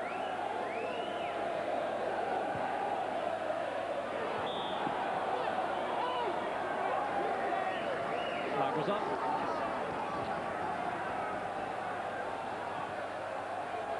Sunderland sometimes have a habit of doing it the hard way.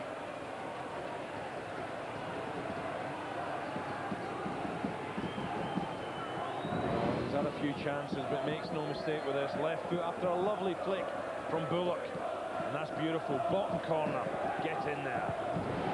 It's his third goal of the season, Nicky Dawes. He's the real Mr. Consistency of the Berry team. Hasn't missed a league match in over 3 years for the club. Actually scored in the League Cup defeat at Sunderland last season. And in all his years with Berry, has never yet suffered the ignominy of relegation. But Berry showing indomitable spirit. There's Dawes again. And the header back is by Butler.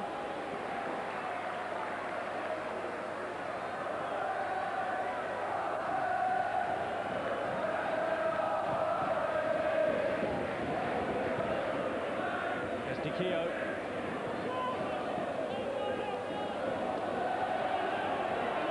And Phillips just clipping the ankles of Andy Woodward. He's Mr. Angry, isn't he? He certainly was a little boot off the ball, wasn't it? I think these two have had a bit of a running battle throughout this game. And when Phillips has got a hat-trick, he doesn't need to do that.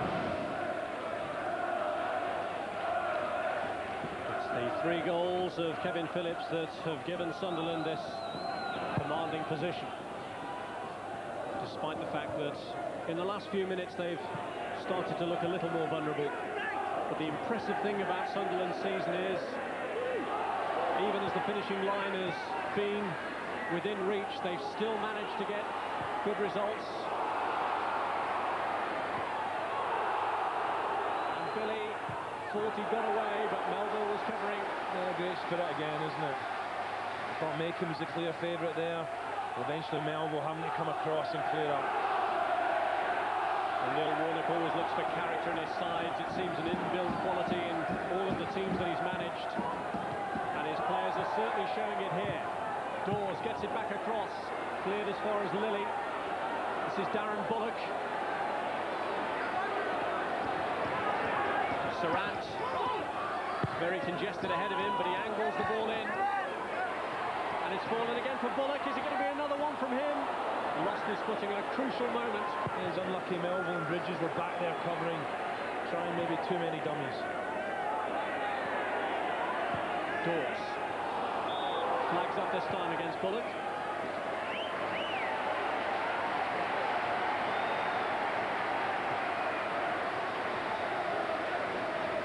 Well, what a turn-up. Peter Reid wasn't exactly overflowing with glee at half-time, even with a 4-1 lead, so maybe he expected something like the Berry battalion that they've had to face in the second half.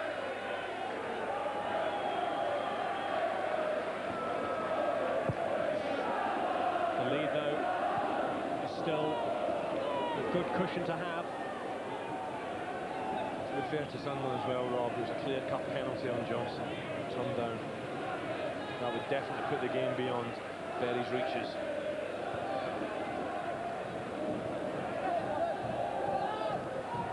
Here's Bridges.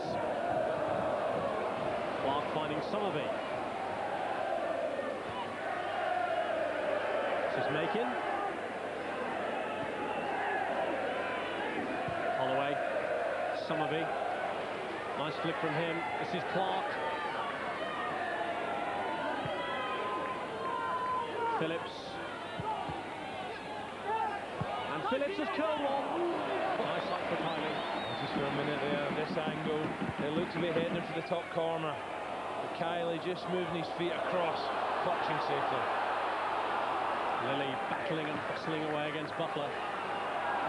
Here's Chris Billy.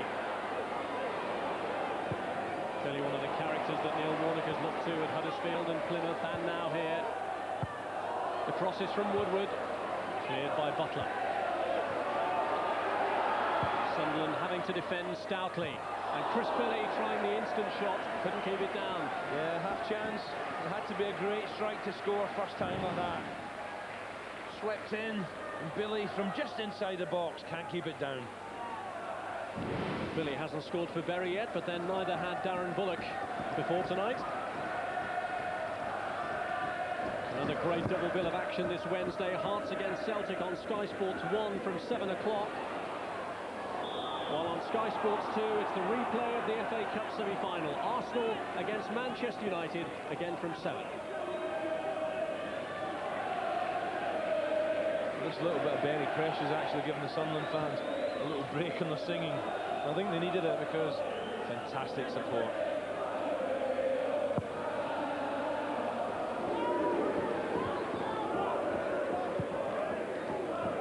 Here's Phillips. Summerby.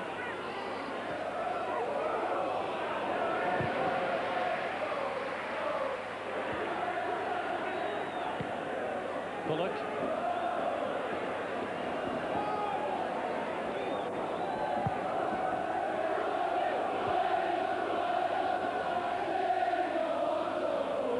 Here's Dawes. And Lily here finds Southampton. Chris Billy had pulled into space in the middle, but Summerby cut out the intended pass. There was a great run there from Billy, got inside the fullback, but Sarant couldn't pick him out. Summerby backtracking, just hitting his body. He's worked really hard in the second half, Chris Billy. I think the Bury midfielder played well second half, Rob. And Dawes and Bullock in there have been, you know, they've not laid down, they've got stuck in. Well, the ball seemed to be on for West, but Dawes curled it into the goalkeeper.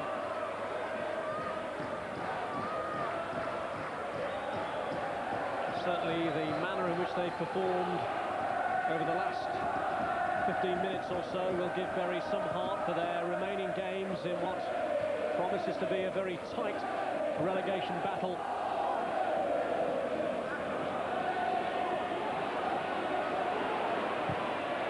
And a thundering effort from Lee Clark this time, which whistles wide. Yeah, I think he's enjoyed himself tonight, hasn't he? Great runs, been involved in a lot of Sunderland attacks this time, trying a little bit wide from Lee Clark.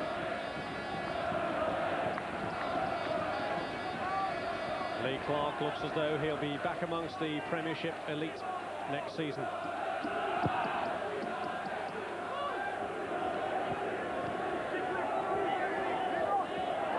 Billy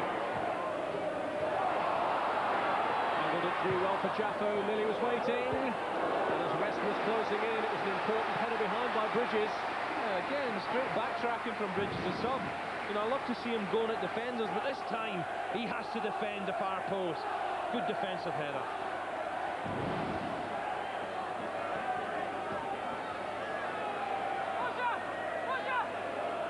Surratt.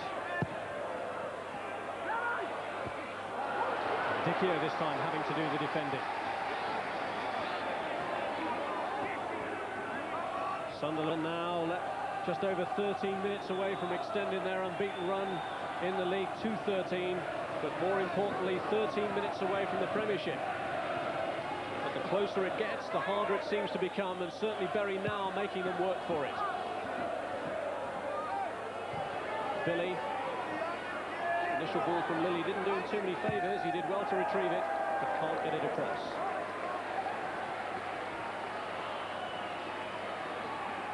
The positions they're getting into now are a lot more promising. Well, they need a third, don't they? They need it quick to give us a rousing finish. I think for Peter Reid, though, it'll be, you know, once they're promoted champions, then it's not pressure, but it's, I'm sure he gets a million questions thrown at him week in, week out until they actually do it. Then he can relax. and start thinking about the task ahead next year. Well, if they are to secure promotion tonight, it'll be interesting to see what the manager does between now and the end of the season, whether he keeps a full-strength team to go for other targets, or whether he starts to flood one or two players on the fringe who might just come into his reckoning for next season. If they do win here tonight, they'll be just 4 points away from Chelsea's record number of points for this division, 99, back in 1989. And then maybe they'll keep on going for the 100-point barrier, which has been broken only twice before, and in each case in the bottom division by York, who got 101 in 1984, and Swindon, who got the all-time record, 102 2 years later.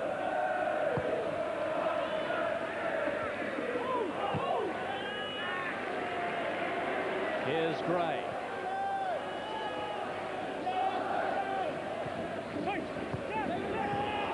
Good build-up again. Gray imposing himself, looking for Dicchio, cut up by Lecchetti. Gray's runs becoming ever more intimidating to Berry, and he's won another corner.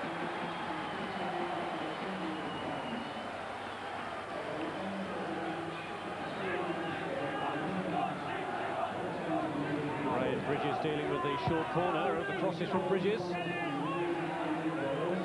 And the header away from Serrant, falling for Nicky Summerby. This is Butler. He's left it to Macon. Clark. Gray. Phillips. Waited for Clark. Bridges!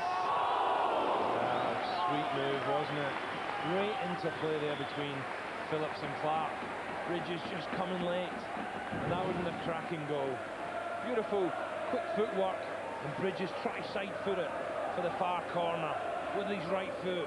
Try to get a bit of bend on it. Kylie beaten, and just over. Bridges then would surely have finished it, as the momentum that Berry built up suddenly hit the wall.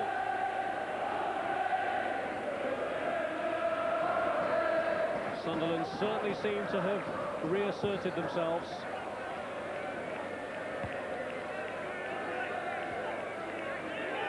Because immediately in the wake of the three substitutions that their concentration seemed to be disturbed, and Berry gave them a couple of scares. Bit of squaring up going on here. Holloway involved and Dawes. And here's Gray.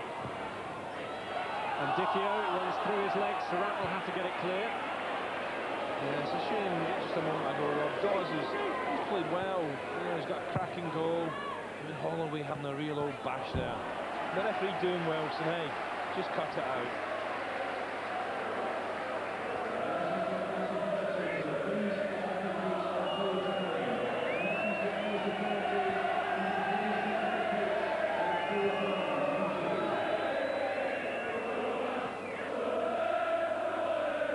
Here's Billy. Chaffo. Chaffo. Billy.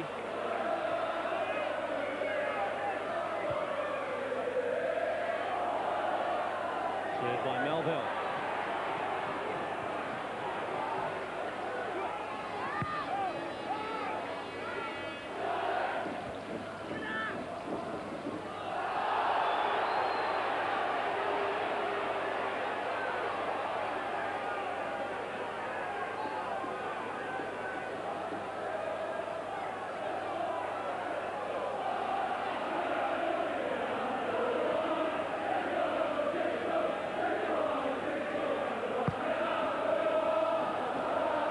Free kick towards Swales. And it's Gray bringing it clear. Found Bridges eventually.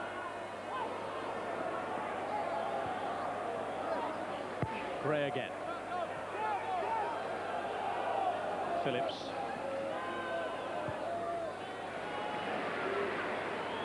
Macon has taken it on board. And it's a determined run from Chris Macon. He's unlucky. He got rid of Jaffo. He just lost his balance. Chris Makin and Darren Holloway, the only two outfield players on the Sunderland side who haven't scored this season, and indeed neither have scored for Sunderland's senior team. Kevin Phillips has scored all too prolifically, including 3 tonight. This is Summerby.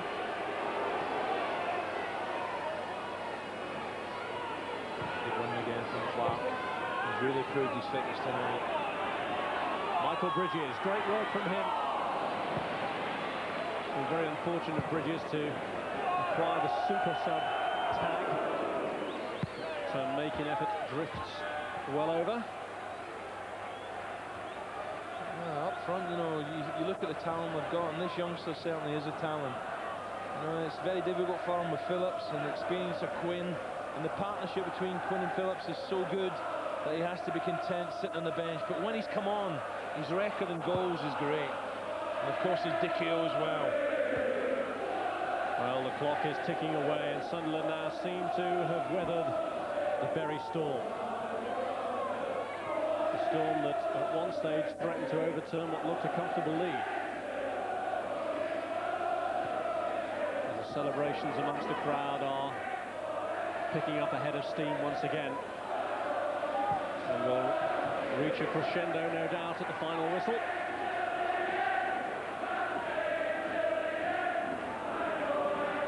These celebrations here, no doubt, will be replicated in homes and streets all across Sunderland tonight. Foot of Dicchio was very high there on doors. Free kick to Bury. Could they yet cause another scare? Sarant has got Leketti, Swales and Bullock all waiting at the right edge of the area for his free kick. And he's played it in there towards Leketti.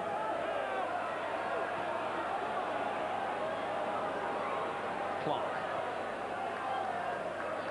Summerby. Down the line to Bridges. Woodward gets there.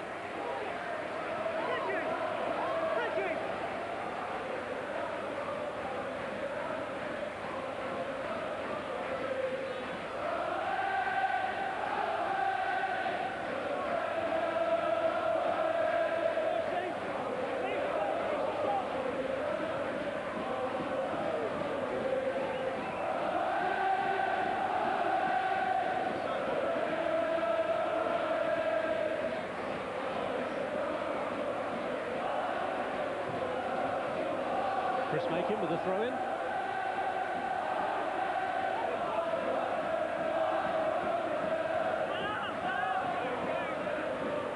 Clark. Holloway. Dicchio having to try and hold off Swales. Gray. Melville. Lee Clark. This is good build-up from Sunderland. Michael Bridges capable of curling them in from this sort of angle. Now Gray. He's won the corner.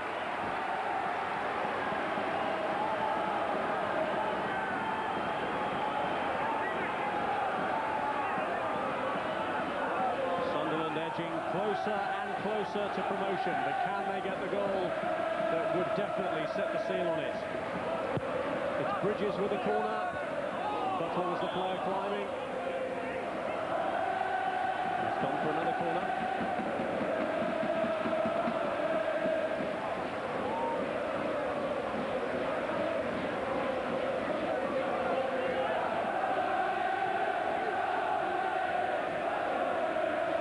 Well, they've had their scares in this second half, but for the most part they've had a position of comfort. Clark. May not be quite the same as winning promotion at Wembley, but it'll do. Dicchio, Summerby.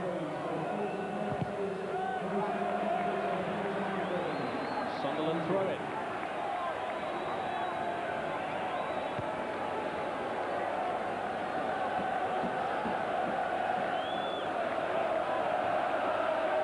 Chris Makin takes the throw. Summerby.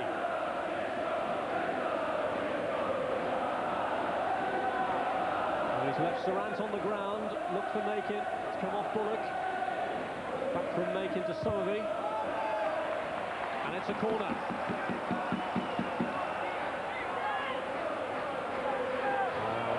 Fifth goal really would send them home delirious, wouldn't it? They look happy enough to me, but one more would round off a fantastic night. In goes the kick from Summerby. It's come out to Lee Clark. Gray. Bridges. Clark again. Blocked by Woodward. Dickier's helped it through. Little Phil's offside. But that's what he does so well. He just hovers.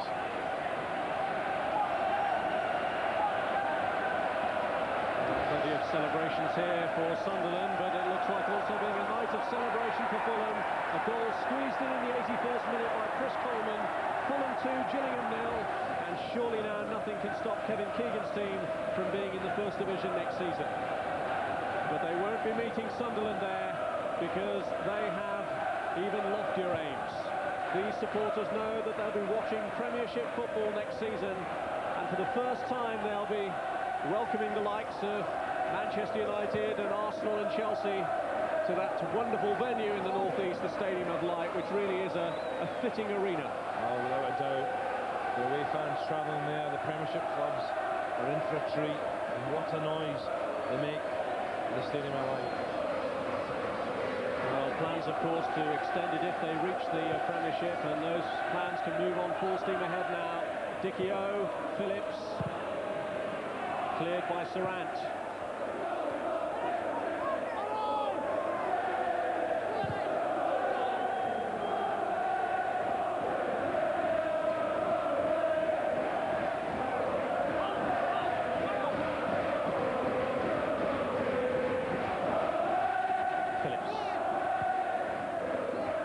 Bridges. Oh, what a powerful surge this is. Could Phillips get a fourth? Summerby.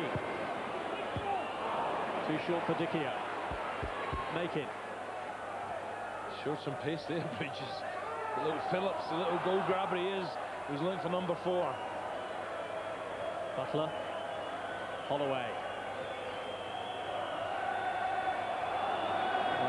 Up from Sunderland, and Phillips is through again. Can he complete the solo show?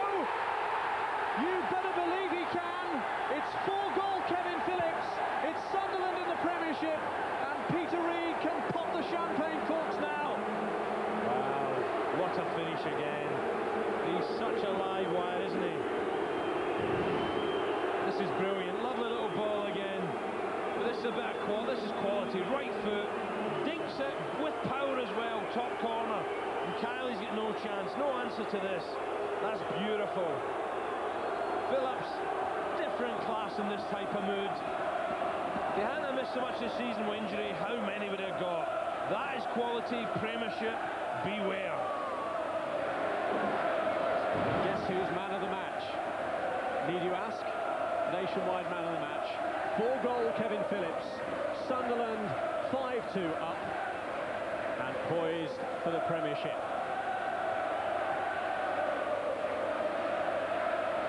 And Fulham are 3-0 up. Jeff Horsfield has scored the third against Gillingham, so there'll be celebrations too at Craven Cottage.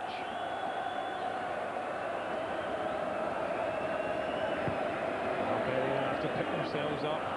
Away trip to Grimsby coming up. It's always going to be difficult tonight. But Phillips, wow, smashing. Here's Jaffa. Dawes. Melville. Sarant.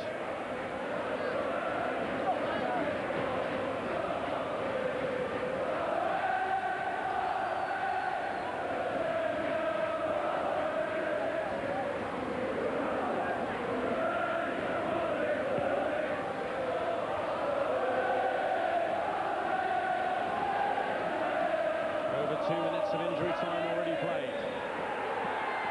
And Sunderland are back in the big time. Wearside wearied by the double despair of the last 2 seasons. Relegation in '97, the heartbreak of the playoff final defeat in '98, but promotion in 1999. Sunderland and their Stadium of Light will be staging Premiership football for the first time next season. Not quite champions yet. They'll need a point from the match at Barnsley to make absolutely certain of that on Friday, but they're as good as there, and they're certainly back in football's top echelon. No one can take it away from them. The fans, like the players, have been magnificent. Treated the fans up and down the country. And at the end of the day, Rob, they were just different class to the other teams in Division 1. Fast-flowing football and the little pocket rocket Phillips showing us all how good a finisher. It's their 6th promotion since the war, and what an emphatic one it's been. They've already now collected their record number of points for the season, 2 more than when they won the old 3rd Division Championship. And really, they have been streets ahead in the 1st Division, and it's no surprise that they've gained promotion as early as they have. In some ways, it's a surprise that it's gone this far, but that's all credit to Ipswich and Bradford for keeping it going. It's a great tribute to the management of Peter Reid, that after the bonding session following the heartbreak of Wembley last year, his team kept its spirit, kept its nerve, and stormed back this season. So Rob, Bury fans giving applauding the Sunderland fans.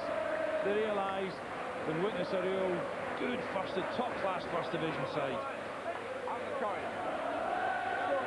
Scenes of great joy in the dressing room. Peter Reid trying to make sure that his players can enjoy the moment, and Thomas Sorensen, who's kept so many clean sheets this season, the club record in fact, more than Jimmy Montgomery, the great Jimmy Montgomery, with a bottle of champagne in his hand. They're coming back out again. And they're not going to just hide away in the dressing room, they're taking a little bit of time to congratulate themselves in a private moment before coming out to acknowledge this immense support that they've had. Paul Butler, what a great return for him to Bury, the first time that he's come back here since he left the club, and what an occasion in which to do it. The crowd have been very good, they've stayed in their positions, awaiting the return of the players. They haven't flooded onto the pitch, which is always the fear in this situation.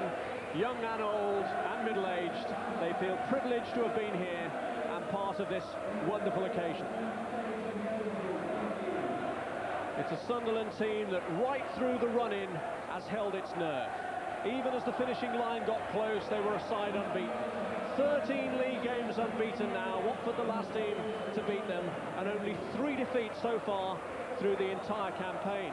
Who'd bet against them going on to break through the 100-point barrier? And what a great journey it'll be back to Wearside. And one imagines that in Wearside already, far horns are blaring, and there'll be street parties spontaneously, I'm sure. You think of the games next year up there, fantastic. And obviously the big 2, Borough and Newcastle. Will the roof come off?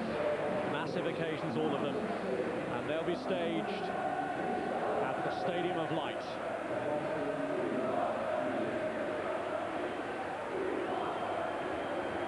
And while Sunderland fans are celebrating here, there are celebrations too at Craven Cottage. Fulham needed a win against Gillingham to secure promotion to the First Division, and joy is unconfined at Craven Cottage too, because they've done it by 3 goals to 0.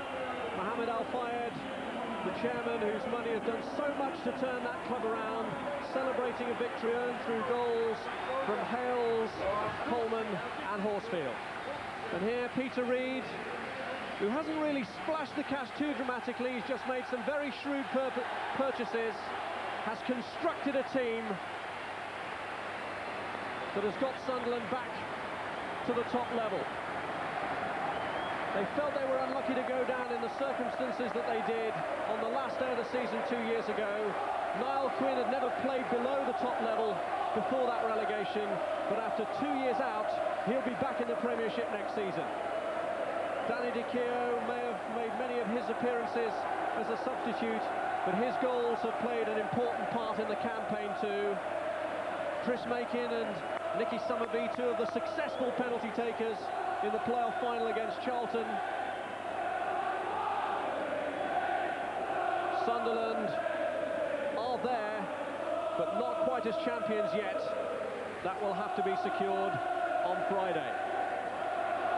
But the star of the show, Kevin Phillips, and no wonder he's holding on to the match ball. 4 goals tonight, 22 already for him this season. A typical example of the shrewd purchases that Peter Reid has made. Suddenly put on a bit of weight, bursting with pride. Peter Reid enjoying the moment. Staying away from the crowd at the moment. Phillips enjoying the acclaim, and no one can deserve it more. What a night for him. It's a fabulous feeling. There's a little warning there to Premiership defences. If you give this fella half a yard, a little bit of space, maybe celebrating a few more of them. Well, Quinn has played in the Premiership for a lot of his 15-year career, but Kevin Phillips has never played there. Danny Di did, of course, in his days with Queen's Park Rangers. It'll be a great test for Phillips against Premiership defences next season. Rejected by Southampton in his early days when he was a right back. He went out of the professional game to Baldock, back in with Watford before Peter Reid pounced.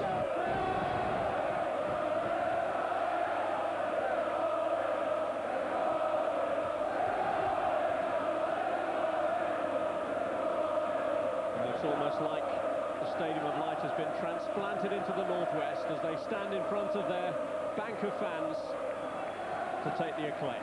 I'm pretty certain the mascot the other end, the other bank of fans, because they've waited patiently too. And the Bury fans, to be fair, are giving them a great reception too. And to Paul Butler, who went over to the Bury fans. But what must he be thinking now?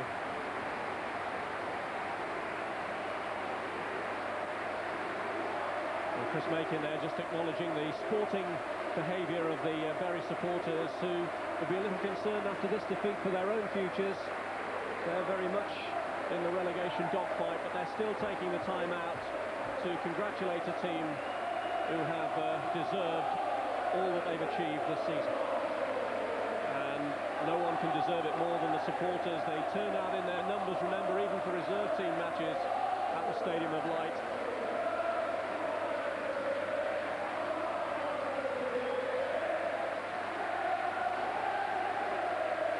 What a night for Sunderland.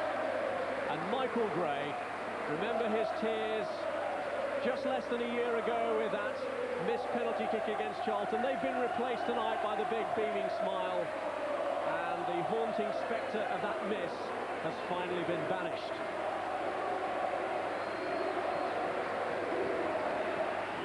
And we should remember too as well the players who weren't figuring in the team tonight but who played their part, the likes of Martin Scott and Darren Williams, Jody Craddock, Alex Ray, who's had his own personal problems this season but has still played a big part in the success story at the Stadium of Light. John Mullin, Martin Smith, Paul Thirlwell, Neil Wainwright, they've all played some part in the league campaign. Jody Craddock too. And we should also mention Peter Reid's coaching staff, Bobby Saxton, Adrian Heath. They've given him invaluable support. But it's on the pitch where they've achieved their milestones. And what a great record for the front two. Now 42 goals between Niall Quinn and Kevin Phillips. And the season isn't over yet. Still 4 more matches to go. Sheffield United and Birmingham at home, and Barnsley and Stockport away. But at Craven Cottage, the scenes of celebration are being repeated. Mohamed Al-Fayed,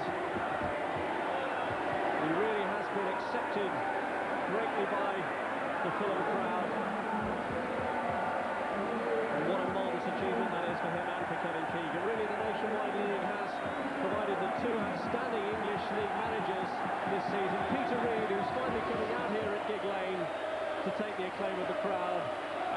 Keegan, who was so good, he was taken by England. Reid got his troops together, rallied them around after the heartbreak of Wembley, and that astute man management has led to such a prompt turnaround in their fortunes. I think that tyre will be down around his waist in about an hour's time. Still trying to compose himself, really. Just taking the claim of the fans.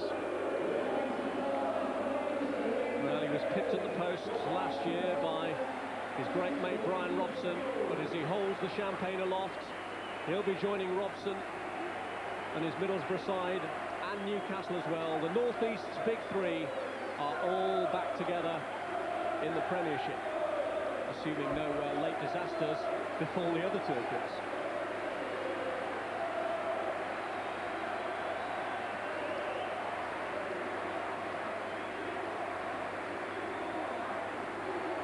Cheer up, Peter Reid is the anthem. He'll need no cheering up tonight. His players have done that for him. And he's certainly got a lot of friends around this area, hasn't he? Bury, Manchester, Bolton. Well, it was the ground where he finished his playing career in a match for Bury against Rochdale when his brother Sean Reid was playing, and I think his brother's here tonight. We may even have just caught a snatch of him in the dressing room congratulating Peter Reid.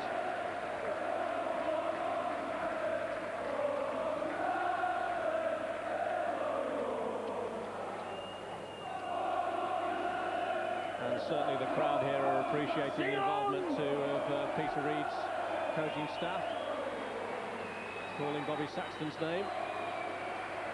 Players there returning to the relative tranquility of the dressing room. Peter Reid, though, milking the moment,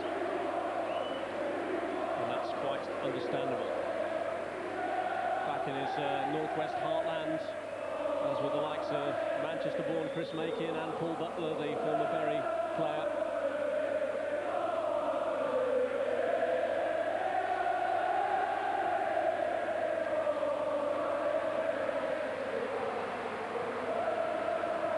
The trick now will be to keep them in the Premiership, but they can enjoy the celebrations for now. The playoffs were heartbreaking for fans, Peter Reid and his players alike. But surely a night like this, savour, makes up for all. Well, they played in the Premiership at the top division at their two previous venues. Now the Stadium of Light will be welcoming the cream of English football next season.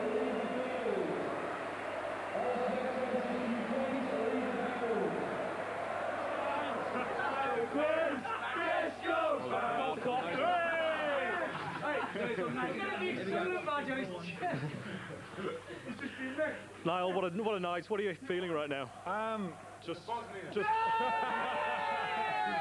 Just delighted for all the lads. You know, they've been brilliant for 2 years, really, not just one. And I mean, we've all done little bits. But I've had three. I was going to say a rude word. I've had 3 bad years, 2 relegations, and a heartbreak at Wembley. So I'm going to enjoy this one. So come on, get the champagne in. That's all I can say. Well done. Cheers.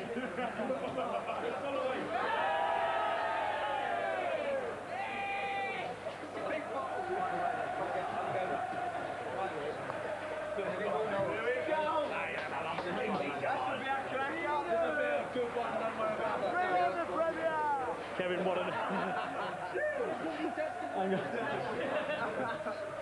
Kevin, if we can just grab a quick word with you. What a night. Yeah, it's been fantastic. The lads have worked very hard all year. So the weight the buttons up. I'd just like to say thanks to every one of them for helping us to another championship. Absolutely fantastic. We've really enjoyed it. But whatever you do, don't push me. It's just a joke. A bit of testimonial coming up. What does this mean to you personally? This means more to us than anything else. To get the club back in the Premiership is fantastic. The players have got their nuts off all year. Tonight was for the supporters. We're going to make Sunderland a force. Don't worry about that. Cheers. Well done. I'd like you to meet my best mate.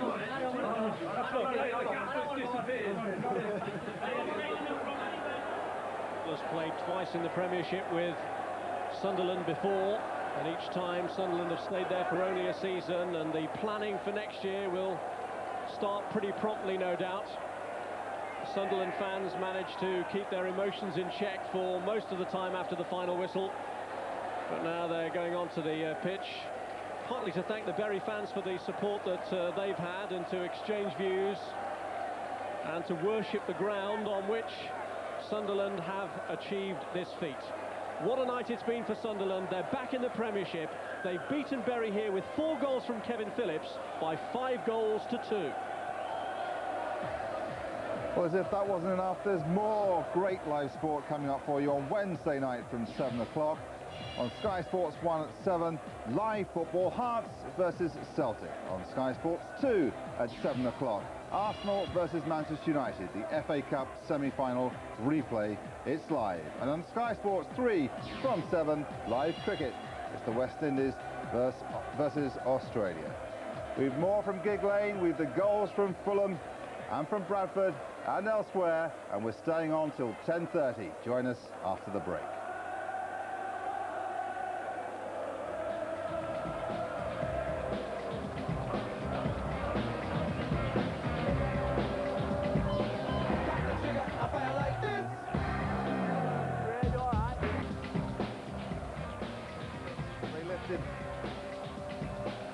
Peter Reid is lifted on the shoulders of cheering Sunderland fans. I'm not sure he's too happy about it, but overall they're pretty happy about tonight's result. A 5-2 win over Bury, which lifts his team into the Premiership.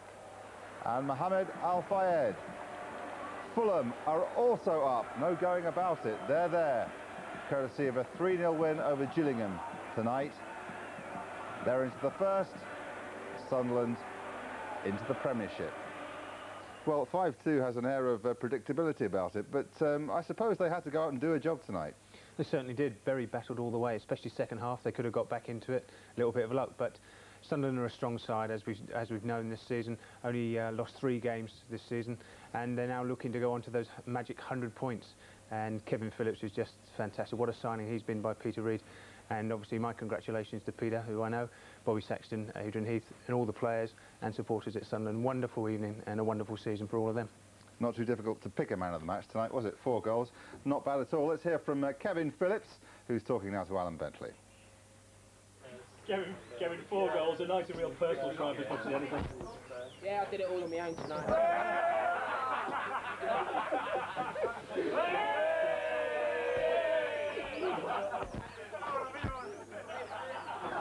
I've got to say, it was a great team performance. We knew what we had to do tonight and win the game, and you know, all credit to Bury, they created some good chances. We managed to score early, and I think we were never in worry about losing the game, but we had to put in a good performance, which we did, and you know, credit to the lads, we really enjoyed it. Now that's 57 in 77 games, you heard that? What? Oh, yeah.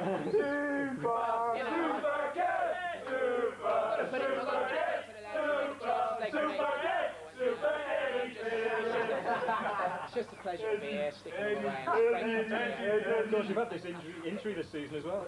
Yeah, 4 months out, and yeah. It was hard work. Hey, what about Summer B? We need Summer B. The lads were busy.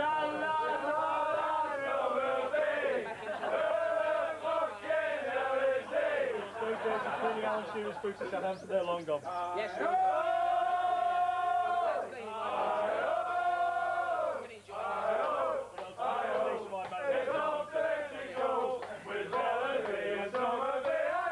Kevin Phillips there, what you couldn't actually hear there, for those who can lip read, is that all I am is praising this lot and they're taking the mick. 4 goals there, he scored 29 in 22 games, is it? Or the other way around? 22 in 29 games. Still not bad. Fantastic. But Noel Quinn's done his fair share. The whole team's done well. Johnson, Gray, a fantastic night for him. Michael Gray, after the disappointment of losing at Wembley and missing that penalty. Forget all about that now. Look forward to the Premiership next year. After Wembley, we all felt for them, certainly young Michael Gray, but it's a terrific job, isn't it, to pick your team up from that position and go out and do what they've just done. All credit to Peter. I mean, he's bought very well. They've got a good squad there. I think there's only 3 players who are over 30. So for next season, he just needs to bring in a couple of experienced players, I feel, and there'd be a good force in the Premiership next year. I don't think there'd be any problems about them going down next year. They've got a wonderful stadium, fantastic support, and he just needs to buy well. And I'm sure that Peter already knows the players who he wants in for next season. Sorensen in goal has been another tremendous signing for him. I mean, he's come in, I think, kept something like 12 clean sheets this season at the Stadium of Light, which is fantastic. And he's going to go on and replace Peter Schmeichel in that Danish side soon. Well, I'm told that Peter Reid has worked his way free of the clutches of the crowd and is now joining us with Alan Bentley. Peter, a marvellous night. Can you try and put into words what you're feeling right now? Just a bit tinged with a bit of sadness, because it took me 4 years to find a red and white and black stripe sign. Someone's robbed it, but besides that, absolutely fantastic. Players have been brilliant. We've been relegated from the Premiership. Got beat in the playoff, like everyone knows, and huge disappointments, but tremendous character the players have showed, and I can't really put it into words. I am one of the most eloquent, can't even say eloquent person. You're not elegant. Well, that's not one of my fortes. I was trying to say eloquent, but I can't speak. It's a fantastic feeling, and the players deserve credit. The supporters are magnificent, and just delighted. I'm gonna enjoy it. But we've got a game Friday, so it's not. We're going to wait till Friday for the main enjoyment, and then we're going to try and see off these 4 games. I mean, Kevin Keegan's been talking about possible points targets at Fulham and possible records. Are you going in for all that sort of talk? No, I think you've got to try and win the next football match. I'm really pleased for the players, and they were up for it. And I just know we've been defeated in 3 games out of 42. And I think they've got the bit between it. I think teams are going to try and work hard, and because we are promoted and virtually champions, aren't they? I mean, Ipswich has got to score a massive number of goals, and they'll be working hard against us. But I'm hoping we've got enough to finish it off with victories or undefeated. The players won, and I certainly won it. But tonight's about enjoying it. We're there, win the Premiership next year, and we're all going to look forward to it. I don't think there's too many people outside Newcastle would begrudge you, to be honest. Hey, Newcastle's a fantastic club. They've got their enjoyable day here. Mate, and I wish them all the best. You know, I'm one of them people who deserve it. But we're certainly going to party on Wayside, and that's the most important thing to me. Thanks a lot, Peter. It's a pleasure. Cheers. He's lost his tie. I've no doubt he'll lose his voice later on, even though he says there'll be no more enjoyment this evening. What do you reckon? I think they'll all be out having a few drinks tonight, enjoying the night. And obviously Peter being near home, Bolton's just round the corner, you know, a few people there, have a few friends, having a few drinks. It'd be interesting to see if they actually go back to Wearside tonight, or they stay down and have a few days ready for the Barnsley game. But one thing's for sure, Peter will have them up ready for the game on Friday, as we're going to watch against Barnsley. OK, let's go back. 7 goals we've got to look over. That's a rare privilege, isn't it? And the first, a penalty. Yes, definite penalty for me as well. I think Nicky Summerby, good shot, and the keeper couldn't hold it. But early on, Berry had some good chances. He had 3 good chances. Good strike. Yeah, the statistics gave Berry no chance in this one, and certainly with their record for 0-0 draws. On the opening few minutes, in fact, throughout the game, they created their fair chances. They did. They were very unlucky. But here's the penalty incident coming up. Nicky Summerby gets on the ball here, laid back. Nobody comes to close him down. He comes inside. He's got a good right foot, Nicky. Good shot. Dean Kiley spills it. Kevin Phillips on it, and that's a definite penalty for me. Alan didn't think it was. He thought it was a bit debatable, but I'm sure it's a penalty. Little touch, and he slides in, takes him away. Now the romantics would have said Michael Gray should have taken this. No. Your penalty taker takes them. You want to win this match, you do it professionally, and that's what Sunderland have done. And Kevin Phillips wants to score another goal, and he ended up scoring 4. But this is a wonderful strike coming up from Darren Bullock. Good play, good harrying from Berry, laid back, and a fantastic strike. And it has to be a good strike to beat Sorensen. That went right in the top corner. They say it was 62 miles an hour. It looks like 162 to me. Yeah, wonderful strike. But the thing is with Sunderland is that they're so professional nowadays. They say, right, let's get back. They go straight down the other end. Summerby's crossing. Swells and Kiley getting each other's way. And there's Big Niall. Easy little tap in for him. And he's very pleased with that. But Nicky Summerby and Alan Johnson have played well all season, creating the crosses, creating chances for the front 2, whoever they may be. And he sticks that away. This is a little bit lucky here, but that's what you want. Maybe Berry didn't get this little bit of luck, but Sunderland certainly did, and Kevin Phillips smashes that in the back of the net. He's not going to miss from there. Little ricochet, Lee Clark's shot. Well, he controls it well. It comes back, little control off both knees, in on his left foot. And he's going to be a force in the Premiership next year, Kevin Phillips. And he missed 4 months of the season, and he's still scored 22 goals in 29 games. 2 minutes later. Yeah, it's all about Darren Bullock missing the cross here. And he puts it in on his left shin, back in the far corner. Darren Bullock thinks he can get the header, misses it, mistimes it. Kevin Phillips, shin up in the corner. And Peter's very pleased with that one. We've done it, lads.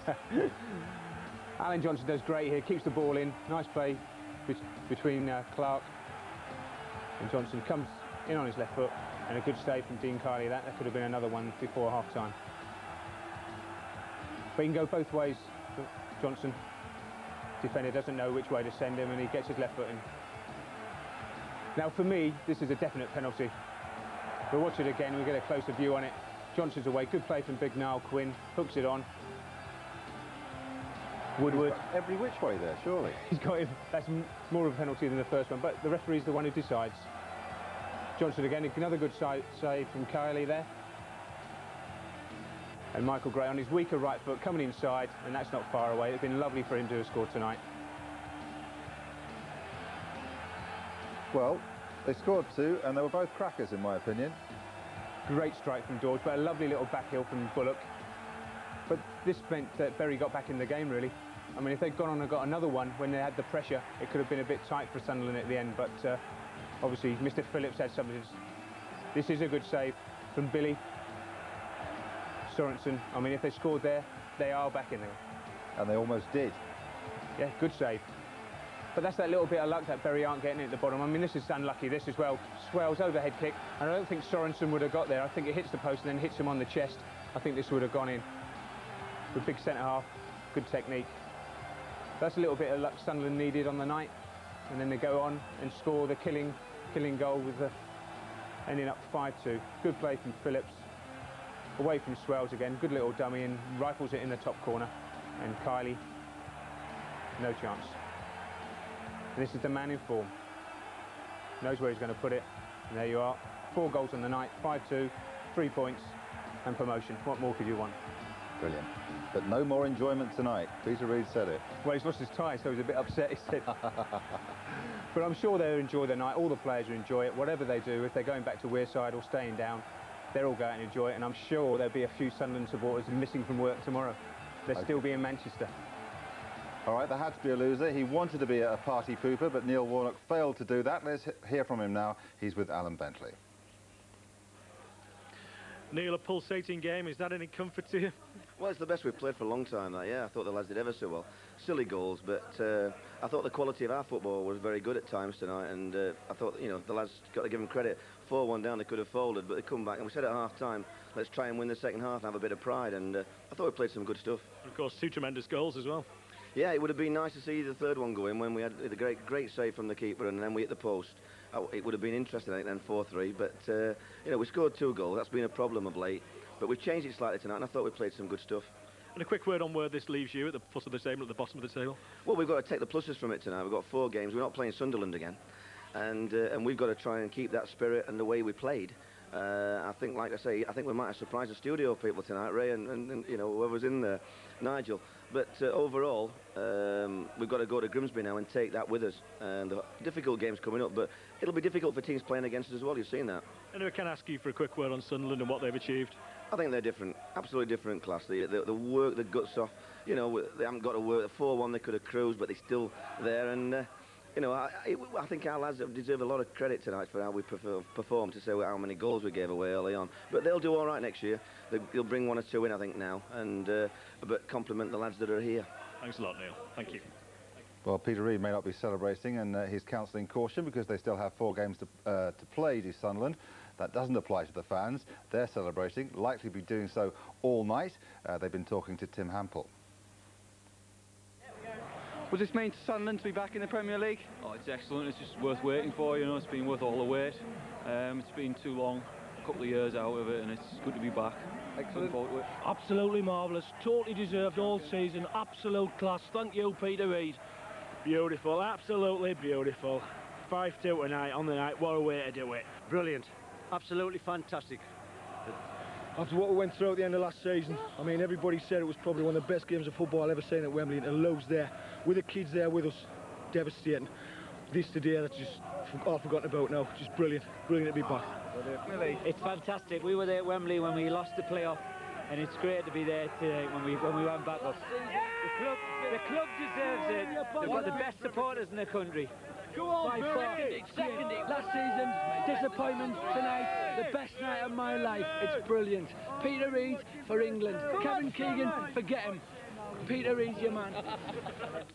I wonder if the chairman would let him go and replace Kevin Keegan at England. The chairman is, of course, Bob Murray. He's talking to Alan Bentley.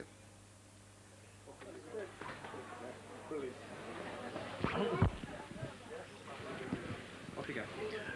Bob, first and foremost, as a Sunderland fan, what are you feeling right now? Well, it's been a great year. When we came off Wembley last year, the lads carried up ever so well, so professional.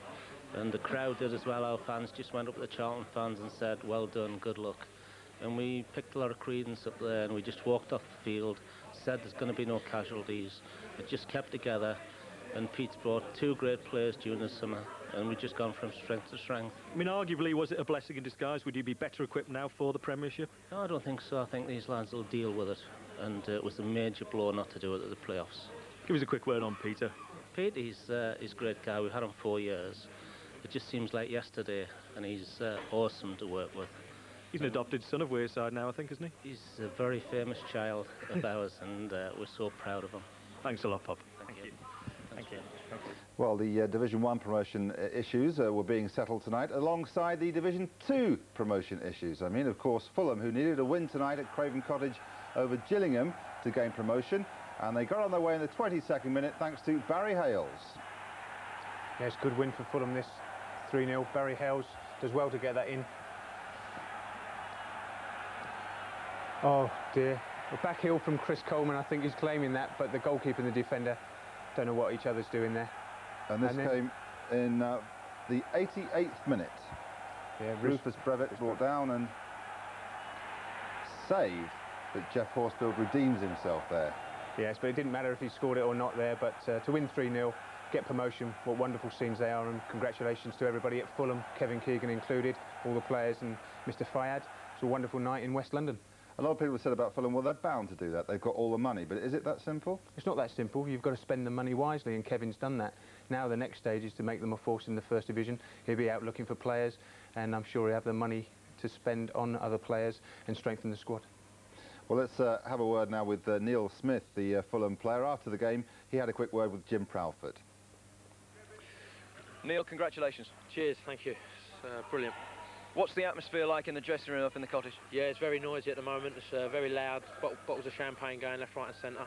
The gap has come in and said you've got to be careful because we've got a game Saturday. So to enjoy the night, enjoy it completely. Has it been difficult for you because your promotion has been inevitable for so long? Yeah, we've been under a lot of pressure because obviously you bring in good players like Chris Coleman, Kit Simons, and obviously people were waiting for you to die. But it's a case of the lads all getting together, and we've been a great unit this season, stuck together and get on with it. If they expect us to win, let's go and win them then. What's been the secret behind it? Because here at Craven Cottage you've won all but 3 of your league games so far. The crowd have been brilliant, but it's team spirit. We've got great coaches here. You've got the best manager, obviously, because they want him to be the England manager. But as well as that, you've got a great team spirit. With the players that are not in the side are still getting behind the players that are in the side. So you're under pressure because you've got to play well to stay in. What's it like to play under Kevin Keegan? It's brilliant. It is absolutely brilliant. I've enjoyed every minute of signing here. I've not regretted one little bit, and to get promotion tonight just tops it off. And of course the pressure is on because people expect you to steamroller through the First Division as well. That's right. We'll worry about First Division when we get in there. As I say, we're still in the Second Division at the moment, so we've still got games. But yeah, let's enjoy the night. And the next thing you've got, of course, is Saturday, winning the title at Chesterfield. Yeah, that's right. They're going to put us under a lot of pressure. So it's going to be back to basics, win the battles, and then hopefully get on top with our football. But we're going to enjoy tonight now, and let's worry about Saturday nearer the time. Well done, Neil. Thanks. Thank you very much. Well, after the break, we'll see how a goal from Good Johnson helped Bolton to their first win in 11, plus the goals from Bristol City and Port Vale.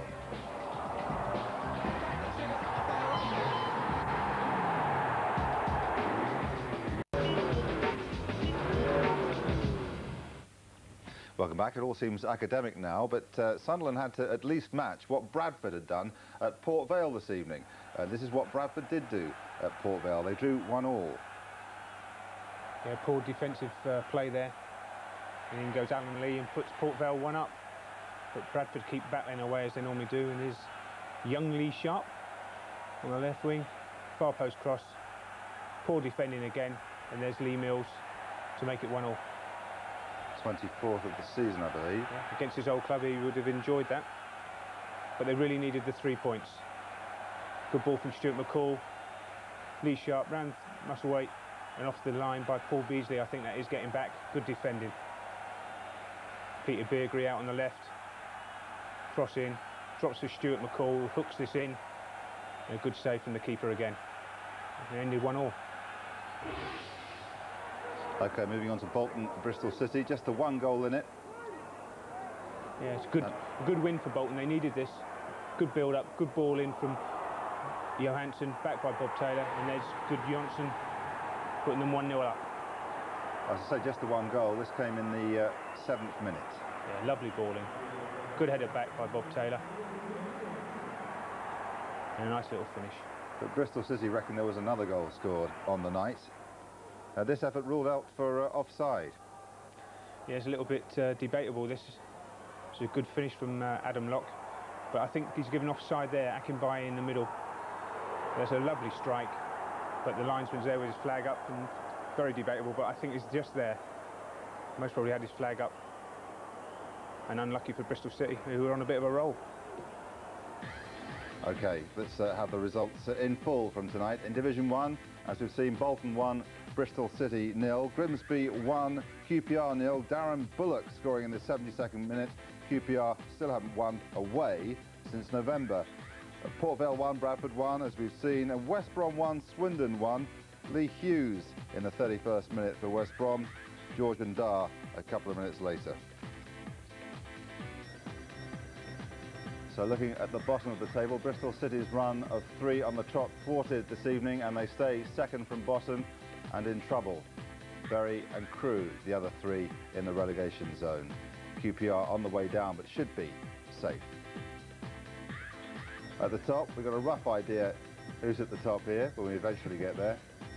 Still a big battle on, Nigel, for those other promotion places. Well, the ball's in Ipswich is caught for the second spot now. If they can get a good win there with the game in hand, then they can obviously try and get in that second spot behind Sunderland. But Sunderland 15 points clear now. Moving on to the results from Division 2. Blackpool 0, Burnley 2, Andy Payton and Glenn Little for the away side. They're undefeated in 6 now, Burnley. Bournemouth 0, Walsall 1, Darren Rack the scorer. Fulham 3, Gillingham 0, as we've seen. Fulham are up. Lincoln 2, Reading 2, Macclesfield 2, Chesterfield 0. Stephen Payne scoring both those vital goals, and Mark Williams and David Reeves both sent off for Chesterfield. Northampton 2, York 2, Notts County 1, Wrexham 1. And Oldham 2, Bristol Rovers 1, Wigan 2, Preston 2. Here's the bottom of Division 2. And Laurie Sanchez's Wickham slipped back there. Northampton, Macclesfield and Lincoln, the other ones currently in the drop zone. While at the top, Fulham, as we know, are promoted on tonight's result. Walsall stay second, a good result for them this evening.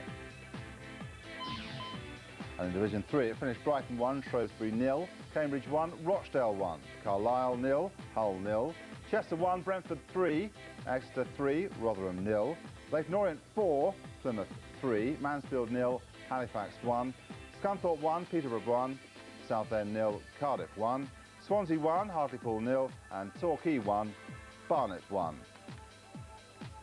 And a look at the bottom of Division 3. Scarborough have work to do, although they have games in hand over the others. Carlisle have pulled themselves up. Hartlepool have reason to be concerned.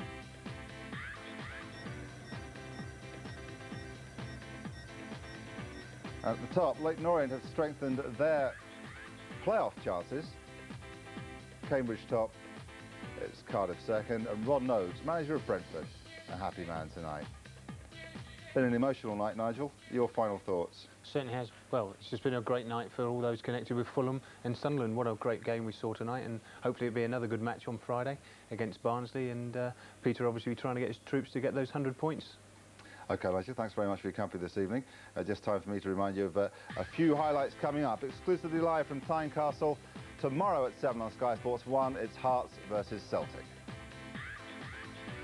The FA Cup semi-final replay is on tomorrow at 7 from Sky Sports 2. It's Arsenal versus Manchester United. If there's enough drama in that one, then if there was on Sunday, then we're in for a treat on Wednesday. Barnsley versus Sunderland. They need a point, Sunderland, to win the championship. You can see it on Sky Sports 3 at 7:30 on Friday, live from Oakwell. That's it. On a great night for Peter Reid and for Sunderland, from all of us, it's a very good night to you.